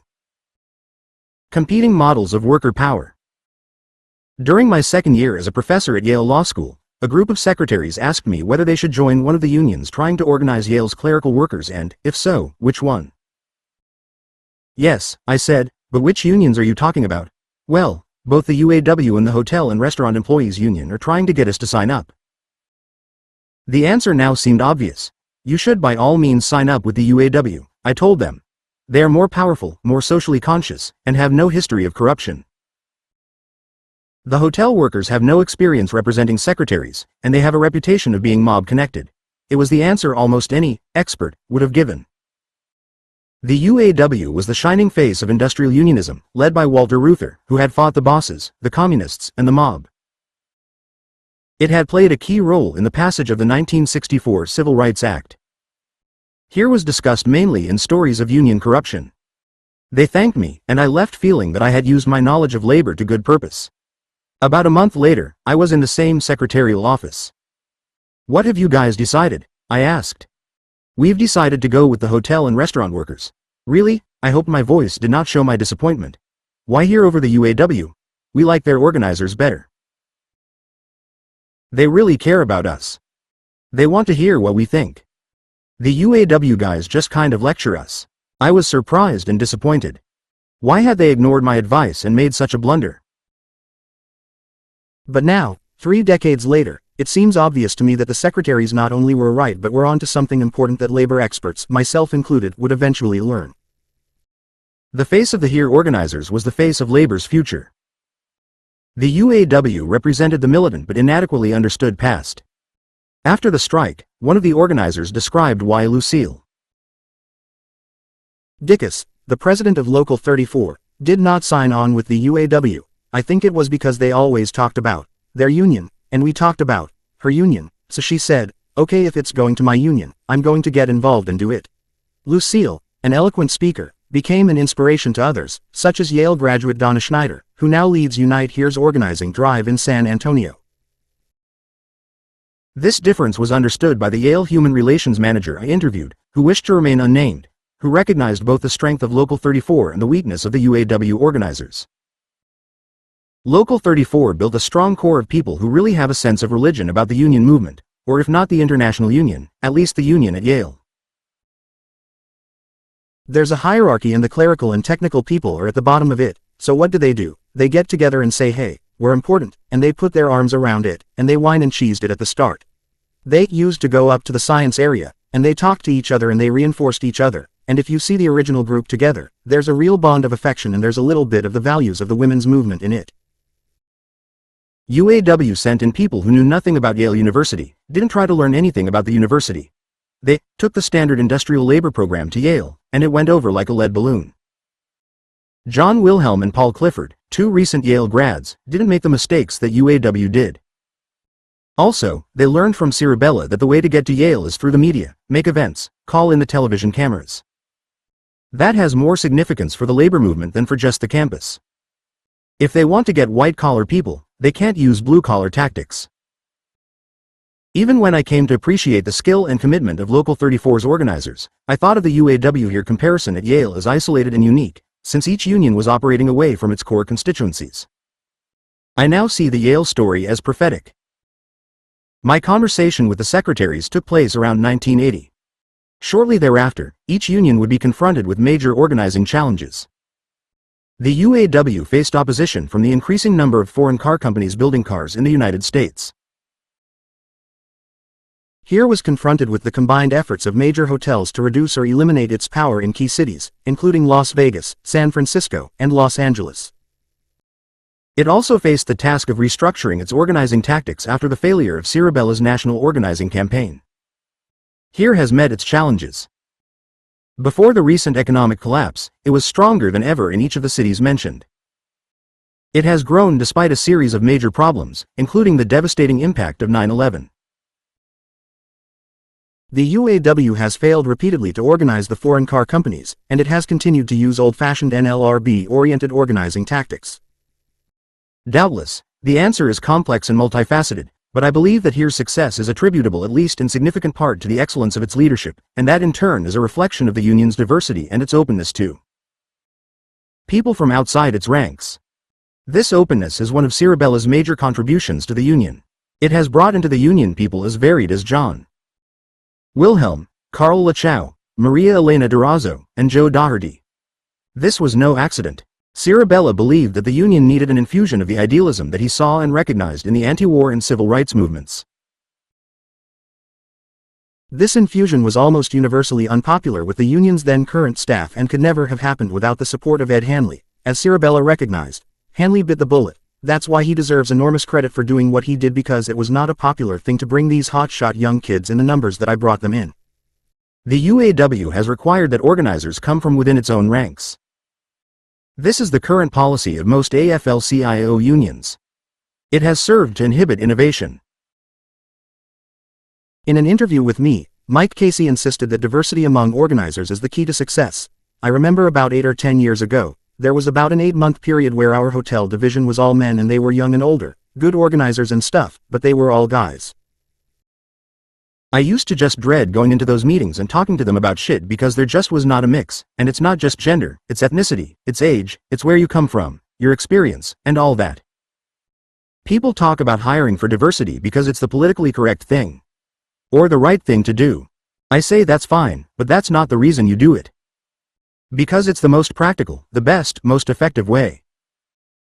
Tom Woodruff believes that the failure to hire outsiders as organizers reflects a basic misunderstanding of the process. I used to argue with the UAW and the steelworkers. I would say, you hire accountants, you hire lawyers, you hire office managers. And the response was, yeah, but those are all skilled jobs. That's why you're never going to be able to organize anybody, because your view of an organizer is that it's an unskilled job. It's probably the most skilled job in the union. 7. The importance of Cirabella's action in recruiting organizers like Wilhelm and Lachau was recognized by Betsy Aaron, who has spent years studying. Here. In this story, a former rank-and-file, working-class leader, Cirabella, makes an unpopular and risky decision to recruit student activists, whom he then protects from political retribution by disapproving local leaders for the first decade of their union tenure while they mastered the techniques of representation and organizing strategies. Cirabella's most important contribution was not only the energy and ideas and incentives for organizing that he created, in addition, he buffered his acolytes from the negative sanctions that other union leaders would have otherwise deployed against them, as they did, against innovative organizing initiatives. As an official reformist, he legitimized their autonomy and provided some measure of protection for scaled-up collective action. Both the positive incentives and the buffering matter, but the first helps little without the second. Cirabella looked for 3 things in his 1973 recruits: intelligence, guts, and an understanding of the class struggle. 8. The organizers whom Cirabella recruited into the union now provide the core of its leadership. They have kept the union in a constant organizing mode while other unions have focused on alternative programs and political activity. As Mike Casey pointed out to me, almost all of us are organizers, right? We weren't business agents, we weren't researchers, we were organizers, and so we naturally focused on organizing. There is no doubt some pride in his description of himself and other leaders of here as organizers, and in his recognition that not all labor leaders are organizers. As Joe Doherty told me, I think he, Cirabella, would be quite pleased about how well his leadership development went. Top organizers are, as Casey suggests, a special breed. Recognizing and recruiting them is crucial to the success of the labor movement. Everyone I've talked to has a somewhat different explanation of what makes someone a first-rate organizer. One of the most thoughtful answers came from Chris Rondeau of the Harvard Union of Technical and Clerical Workers, HUCTW, in an interview I conducted in 1986. I believe that to be a good organizer there are 2 things that you have to not only do well but be comfortable with. One is you have to have a strong, comfortable sense of yourself, and if you don't have that, your organizing will always be tainted. The other piece of it is connected to that. It is emotionally draining work. You have to be like an athlete in terms of your ability to not only know yourself but to empathize with somebody else. It's like the ability that writers talk about to become the object that you write about, to put themselves in somebody else's shoes, that Shakespeare, for example, valued so highly. Where the bee sucks there suck I. Organizers have to be able to feel what somebody else feels in order to be really good at it, and it's not simple at all, to have to be on their toes all the time. I think you have to have a belief in happiness. You wouldn't ever, I think, become a union organizer if you didn't believe that there was a potential for happiness. During the period that the HUCTW was affiliated with the UAW, Rondeau believed that the organizers she dealt with lacked this basic ability, to the point where I went home at night, and I would cry on a regular basis. UAW organizers seemed to have little understanding of the importance to the union of organizing Harvard. They went out of their way to emphasize this point to Rondeau, now a major figure in organized labor. She made this clear in a letter to Owen Bieber, then the president of the UAW. I filed organizing report after organizing report with dozens of supplemental reports beyond what is required by organizers in the UAW. Later I was told by a UAW official that he had never read any of these reports. Incredibly, I never had even one meeting about Harvard with the director of organizing for Region 9A. Each time we did meet with Ted, he told me and others involved in the Harvard UAW campaign directly, Harvard may be important to you, but to me it's the least important project in the region. Union officials were repeatedly invited to meetings of all kinds at Harvard. Committee meetings, organizer training, strategy meetings, and big meetings of over 500 workers. Not once did one of them ever attend, and they never met even one. Harvard Worker. 9. It is difficult to imagine anything other than a feeling of separateness or perhaps incompetence in the presence of Harvard and its highly educated staff that could have led to such self-defeating behavior. By contrast, the diversity of backgrounds and attitudes has provided an opportunity for here's leaders to learn from and teach each other. A perfect example of this dividend from diversity is Carl Lachow's relationships with Ed Hanley, from whom he learned, and Maria Elena Durazo, whom he instructed. Lachow was a red diaper baby who taught hatred for the boss when he was first hired by Cirabella. As he explained to me, he learned a different approach to organizing from Ed Hanley, whom he came to see as a mentor. Ed Hanley came out of a different culture than Vinny or John and I for sure. I found his approach to stuff not irritating but very perplexing to me. I would say, I think we should be tougher or more oppositional or engage in more in-your-face tactics. He was actually over a course of 10 or 15 years very helpful in showing us how to gain by being cooperative as well as by being oppositional. He introduced some tools to us. Look, guys, there are a number of ways of skinning a cat, and you know these people we're dealing with are very powerful. It may be worthwhile not only to have some struggle but also to have some cooperation. And Lachow was able to pass on a more class-oriented approach to Maria Elena Durazo, now one of the most powerful people in the labor movement, who recalls his mentoring with affection. Lachow recounted some of the advice he gave Durazo. In the late 80s, early 90s, I had talks with Maria Elena about everything. The movement, the world. One time we were in a Chinese restaurant. I said, Maria Elena, why did you get into this stuff?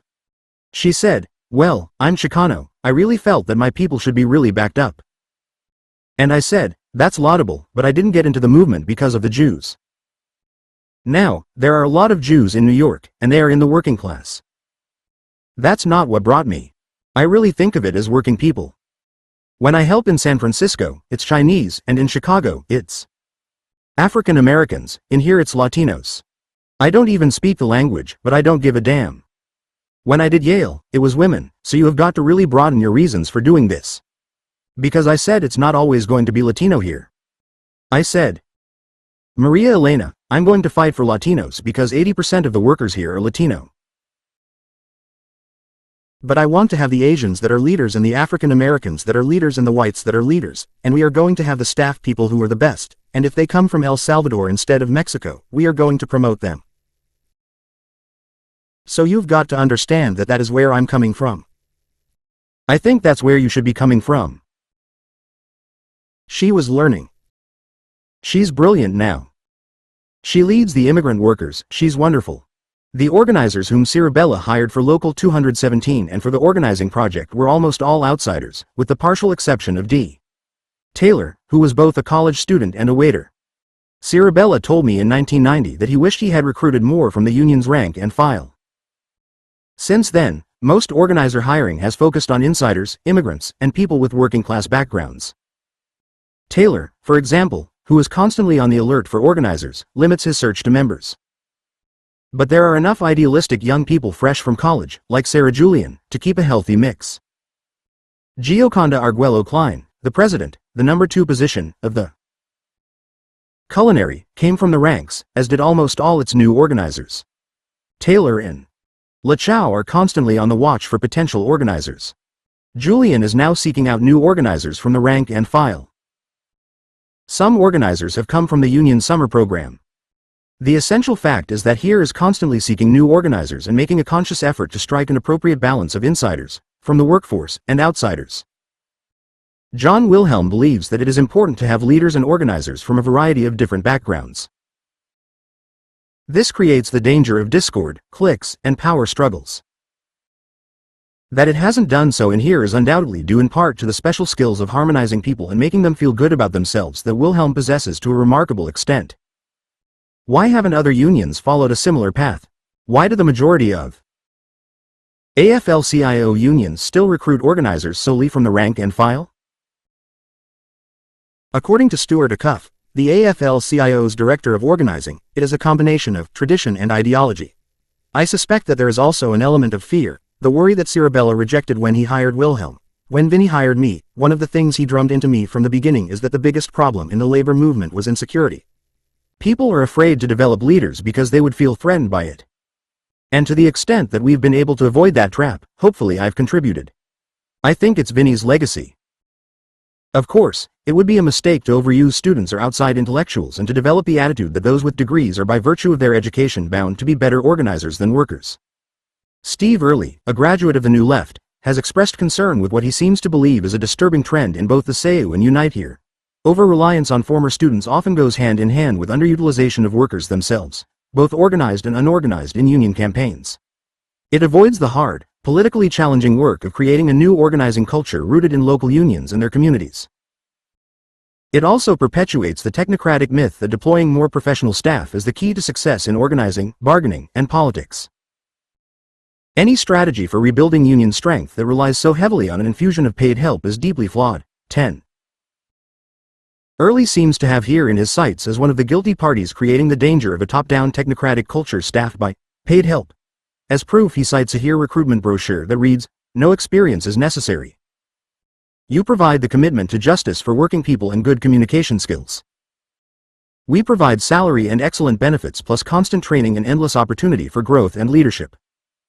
The problem with Early's critique is that it does not respond to the reality of here's approach to organizing, which is rooted in precisely what he advocates and which deplores the absence of the hard work of creating a new organizing culture rooted in local unions and their communities. How does he think the union succeeded in Las Vegas? How does he account for the remarkable solidarity of the Frontier Strike, the emergence of Geocon Decline, the leadership of Maria Elena Durazo, the remarkable success of Local 2? Surely he is aware of the union's diverse structure in Boston and Los Angeles. In fact, the former college students who have risen to positions of authority in here, among others, D.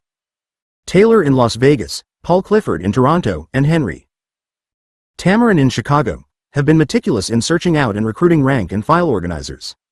This same approach is carried on today by Sarah Julian in Santa Clara. As she recounted to me, her first assignment was to help locate and train rank-and-file activists. I was one of the only internal organizer reps for the first year or so after I started, and I ended up recruiting one of my leaders out of the committees to be an organizer in our local. We are always looking at who can be an organizer in the future. These leaders that are taking on these huge fights as part of our committees will be future organizers to be developing that leadership, people not only leading their workplace but to be leading the union, to be able to inspire someone. That is something else that is really satisfying.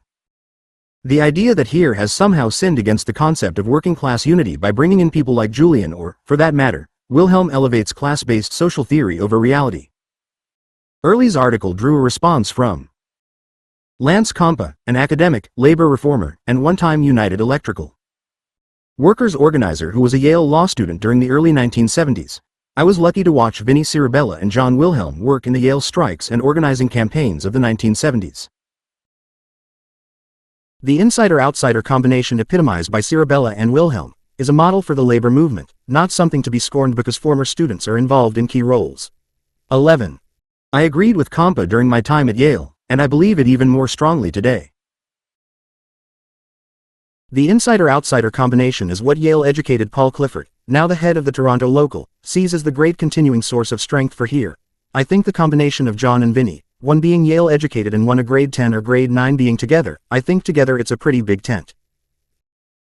The wonderful thing about here is its ability to have people really respect each other. No matter where they came from within the labor movement, they learn from each other.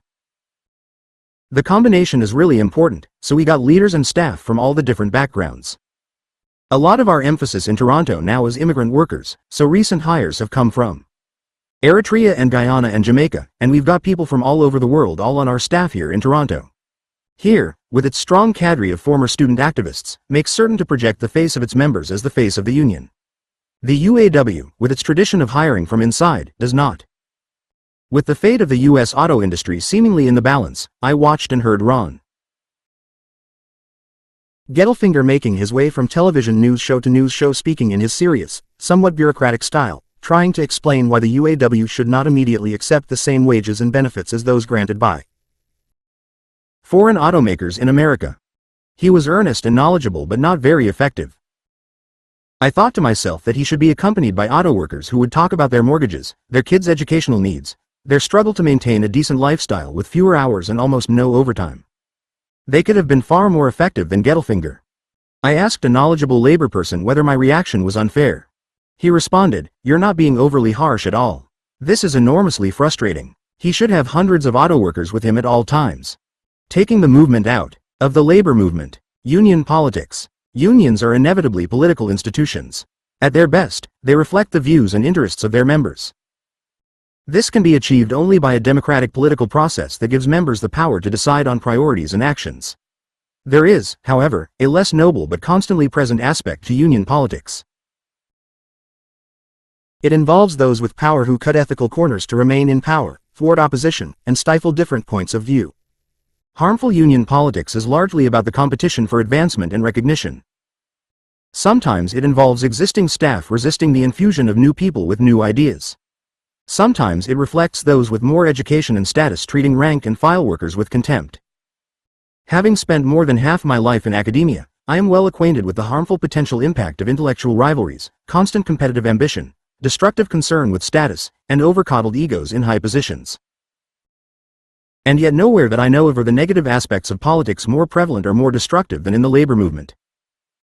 I have witnessed union politics constantly occurring malevolent impact in labor education programs, organizing drives, staff appointments, leadership decisions, and strikes. I have spoken to union members, staff, and leaders about its impact. No one has denied its presence or tried to minimize its impact. It has been a constant factor in the campaigns and struggles described in this book. It threatened to tear apart the valuable merger between Unite and HERE. It has led to bitter attacks on John Wilhelm by those who should be his allies. It played a major, and harmful, role in the international paper strike, causing union leaders and staff to fear rather than applaud the creativity of the comprehensive campaign developed by Local 14. During the strike against international paper, this concern was manifested most clearly by the negative reaction of the staff and officers to former civil rights activist Peter Kellman and his ally Local 14 president Bill Meserve. It was Kellman who turned the J strike into a crusade.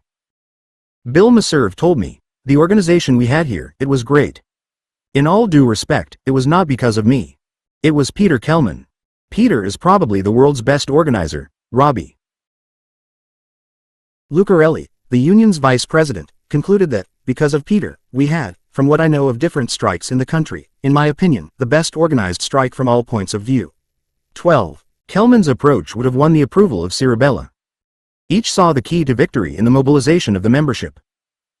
Each step in the comprehensive campaign developed during the strike involved participation of the membership. Not a single one of the international union's leaders gave Kellman credit for the immense and original organizing that he did.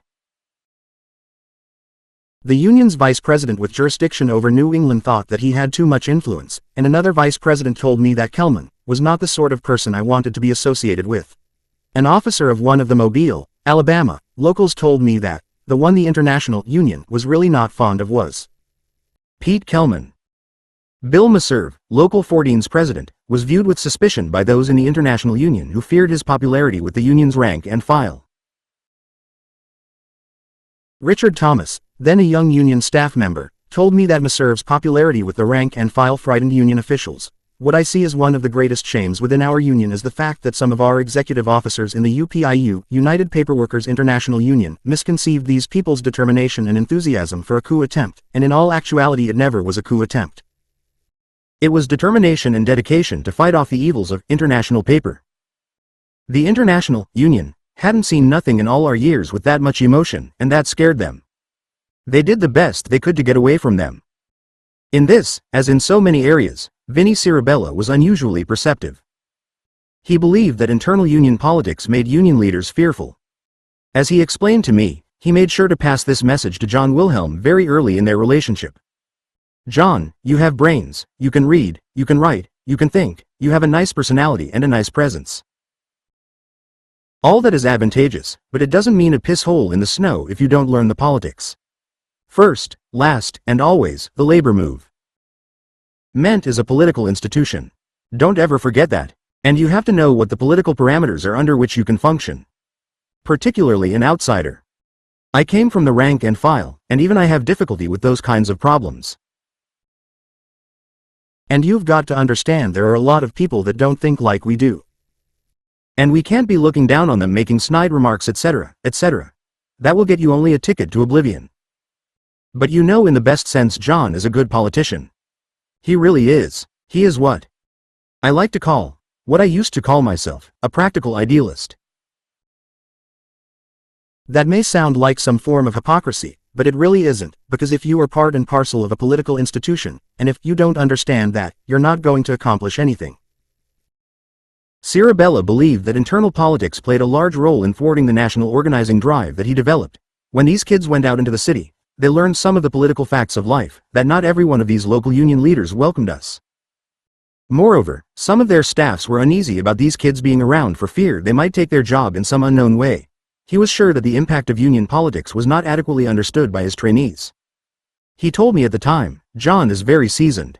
These kids aren't. He can't transfer his political skills, for example, to them. Nor can I, as a matter of fact." When Cirabella decided that trying to do what we did at Yale wasn't working, he set up 2 conferences in Las Vegas during the summer of 1987 to analyze what we had done up to that point. He concluded the meeting by telling the young organizers, "If I were to drop dead in the next 5 minutes, I want to leave you with one message you should never forget. Learn the politics of the labor movement, because you will never make it otherwise. I don't care how smart you are, how dedicated you are. If you don't understand the politics, it won't work. They will kill you. The politicians running the labor movement will kill you."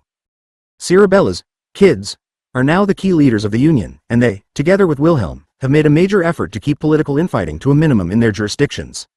When here was an independent union, they were largely successful. Wilhelm set an example of openness, which Paul Clifford described to me. I think of John in terms of his ability to look at things comprehensively and sort of enjoying figuring out strategy and enjoying engaging people in discussions of strategy. He is really good at that. I think of his selflessness and lack of ego, patience, keeping things in perspective, believing that things will work out in the long run if you do the right thing, sort of a sense of integrity, not motivated to do anything for his own selfish interest. Jeff Fiedler considered the relationship between Wilhelm and his lieutenants unique and a powerful factor. It's very different from what I've experienced with other unions. People are loyal to John. John is loyal to them. It is not this typical Washington kiss up, kick down. It is not just loyalty to John, it's others, too. People don't seem to me, in all my experience with all those folks over all those years, burning white phosphorus hot with ambition for position. They are burning to accomplish something and are content to know more than many other unions that they will achieve position by accomplishment. All of which makes the battles between John Wilhelm and Bruce Rayner and between Wilhelm and Andy Stern, as well as the attacks by Steve Rosenthal, surprising. How did Wilhelm, a preacher of unity, a distributor of praise, a seeker of compromise, become the target of personal attack from people who were thought by many to be the intellectual leaders of organized labor? Perhaps increased political infighting is a natural result of increasing the number of credentialed intellectuals in the leadership. According to Fiedler, intellectuals in the labor movement are the ones most likely to be seduced by the indicia of power, memberships on public boards, trips to the White House, being quoted in newspapers and interviewed on television. They act, not surprisingly, much like academics. As he told me, intellectuals have got the fucking problem. Almost uniformly. They're seduced. It is clear from many statements that he considers Wilhelm an exception. He did not give me his views of either Rayner or Stern. But I have conducted enough interviews to know that both are famous for their egos and for their ambition. John too is ambitious, although his ambition is tied very much to the success of his union. It seems strange, almost bizarre, to sympathetic observers that a movement based on solidarity, committed to values of beneficence, and so in need of revitalization should be expending its energy in mutual anger, recrimination, and destructiveness. But angry political battling is so prevalent, especially in the higher ranks of organized labor, as to make one wonder whether there is something more than the normal competitive aspects of human nature at work. Labor leaders claim to hold themselves to a higher, more value-based standard of behavior. And therein may lie the problem. The altruistic foundation of the movement may provide both a motive and an excuse for internecine warfare. If Steve Rosenthal believes that he is in fact repairing the world, in his battle with John Wilhelm, it is imperative that he succeed so that the world may be made better. And any harm inflicted on those who stand in the way of this noble purpose is more than justified by the importance of the goal. If the full effects of such internal political battling are to be overcome, they will have to be acknowledged and dealt with directly by union officials. Professionalism and autocratic leadership. During the strike against International Paper, leaders of Local 14 proposed sending out teams of strikers to win support from workers at other international paper mills, but UPIU President Wayne Glenn rejected the idea. "I don't think it necessary to have groups traveling around the country. I think it would be much less expensive if we let our trained staff handle work on this problem in each location." 13 later, when strikers from Local 14 developed a plan to write letters to mobilize paperworkers at other locations, the International Union refused to make names and addresses available to them. Glenn's behavior is illustrative of the antipathy that many union leaders have toward member involvement. They believe that unions work better when professionals handle delicate matters than when the membership gets involved. I understand that point of view. Members are frequently ill-informed, untrained, and confused about the issues that unions confront. When I was the chief negotiator for the Connecticut State Police Union, it was the union's policy to encourage the members of the bargaining unit to sit in on negotiations. Afterward, many would have suggestions about negotiating positions and strategies that they were eager to tell me about. Most of the time their ideas reflected a lack of understanding of collective bargaining. For example, they repeatedly urged me to reopen settled issues on which the union had compromised. Their involvement took up time and rarely added ideas that the bargaining committee had not considered. They were, as one of the committee members put it, a regular pain in the ass. We all spent a good deal of time informing the members about the negotiating process. The police union's democratic approach was costly in terms of time and emotion. But it paid off when the union conducted an original job action that involved stopping and warning speeding motorists but not ticketing them. The entire membership participated, which made disciplining those who took part impossible. And it was this display of solidarity that forced the state to make far more concessions than it originally contemplated. Another reason that union leaders often discourage member involvement in union activities is their desire to control the union's positions. For example, Wayne Glenn did not want sympathy strikes to take place at other international paper facilities. As long as the staff controlled events, he could be sure that his policy would be followed. But if the J strikers met with paperwork at other mills, they might encourage all kinds of sympathy strikes and different types of job actions that would endanger his efforts to negotiate a compromise. Movements are more exciting and ultimately more effective than tightly run organizations, but they are far harder to control. Success and the spirit of movement. As surprising as it may seem at first, success is often the inhibitor of movement building. When leadership is competent, employers are fair, employment is full, wages are high, and jobs are secure, it is difficult to maintain the spirit of movement. Members under these circumstances will be content to let the leaders make needed decisions while they attend to family or personal concerns.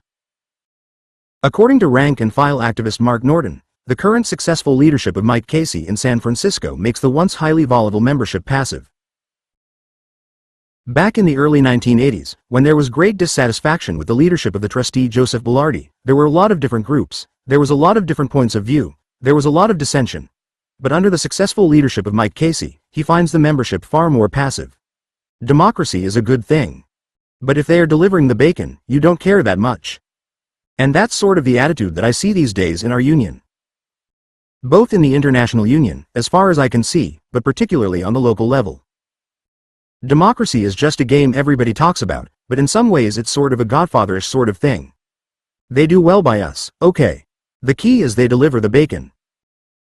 There's not like any material reason that people would have to fight over anything unless they have a very different point of view and they have a way of expressing it, and it just doesn't happen very often. When I walked into this union in '76, There was several different caucuses, there was an active rank and file movement, people were questioning lots of things, it was a different period in history. That's not there now. There's no independent rank and file movement anymore. Mike is the best thing we've had as long as I've been around. But that doesn't mean that everything's perfect and everything's the way I wish it would be. There is no real vehicle for presenting an alternative point of view. I mean, you are free to disagree, but it's not like you'll get anywhere with that, because the union is good at what they do. There hasn't been a seriously contested election since 1985. And you can take that as a sign of satisfaction, which is true, and you can take it as a sign of a lack of democracy, which is also true. For organized labor to play its proper role in turning the American dream into reality, the labor movement must be not only for the people, as most unions are, but also of the people, in ways that most unions are not. Workers should be involved in organizing and bargaining and in the selection of their leaders. They should feel that the union is theirs and is worthy of their devotion, support, and participation. This does not mean that union leadership must come solely from the workforce, but it does mean that workers should take part at every level of leadership. Members must believe, on the basis of established fact, that they have the opportunity to shape the union's actions and priorities. This is what Vinnie Cirabella practiced and preached. It is what he passed on to John Wilhelm. It is at the heart of Unite Here's approach to organizing and bargaining. Member-centered unionism is not always the easiest way for unions to grow. Sometimes organizing is more easily accomplished through negotiation between union leaders and management officials eager for industrial peace. Still, it is not unreasonable to believe that workers can sometimes be brought into the process of governance once there are 325. Conclusion. Organized and have the opportunity to learn the advantages of unionization. Although top-down organizing is in rhetorical disfavor, it may on occasion be the only process available. But member-based organizing leads to stronger unions, and member-based collective bargaining leads to better contracts. Member involvement may make the process of bargaining and organizing longer, but in the long run it will pay for itself by increasing the overall strength of the union. John Wilhelm's view of how the process works at its best is described by Betsy Aaron. Its potential is greater than that of the staff. The committee attracts and creates leadership. They alone create an environment of courage and solidarity. Then the committee builds the cadre, who build the local, who build the labor movement. 1. For a variety of reasons, it is easy for union leaders to forget that member involvement cannot be limited to periods of contract negotiation and strikes. Professionalism is valuable for union staff, but leaders must be vigilant to ensure that it is not purchased at the cost of member sovereignty. Member sovereignty is what makes organized labor a movement. The technicality of the law is one reason why professionalism sometimes takes precedence over movement. It is one of the reasons why most unions understandably see the law as their enemy. Change along the lines suggested in earlier chapters can reduce the cost of organizing and bargaining. But there is no magic pill, certainly not the Employee Free Choice Act, which by replacing comprehensive campaigns would have the perverse effect of removing workers from the organizing process. The change in the law that would most encourage worker involvement would be to eliminate the danger of permanent replacement. But a new law on strike replacement would not provide instant solidarity nor ensure that the strike weapon is properly used. Solidarity and involvement will remain the key to victorious strikes. As Sherry Chiesa told me when comparing the union's strike in 1984 with its strike in 1986, but, bottom line is, all the tactics aside, the only reason we could carry it out is because we organized the members. And that is what was different from the 1984 strike.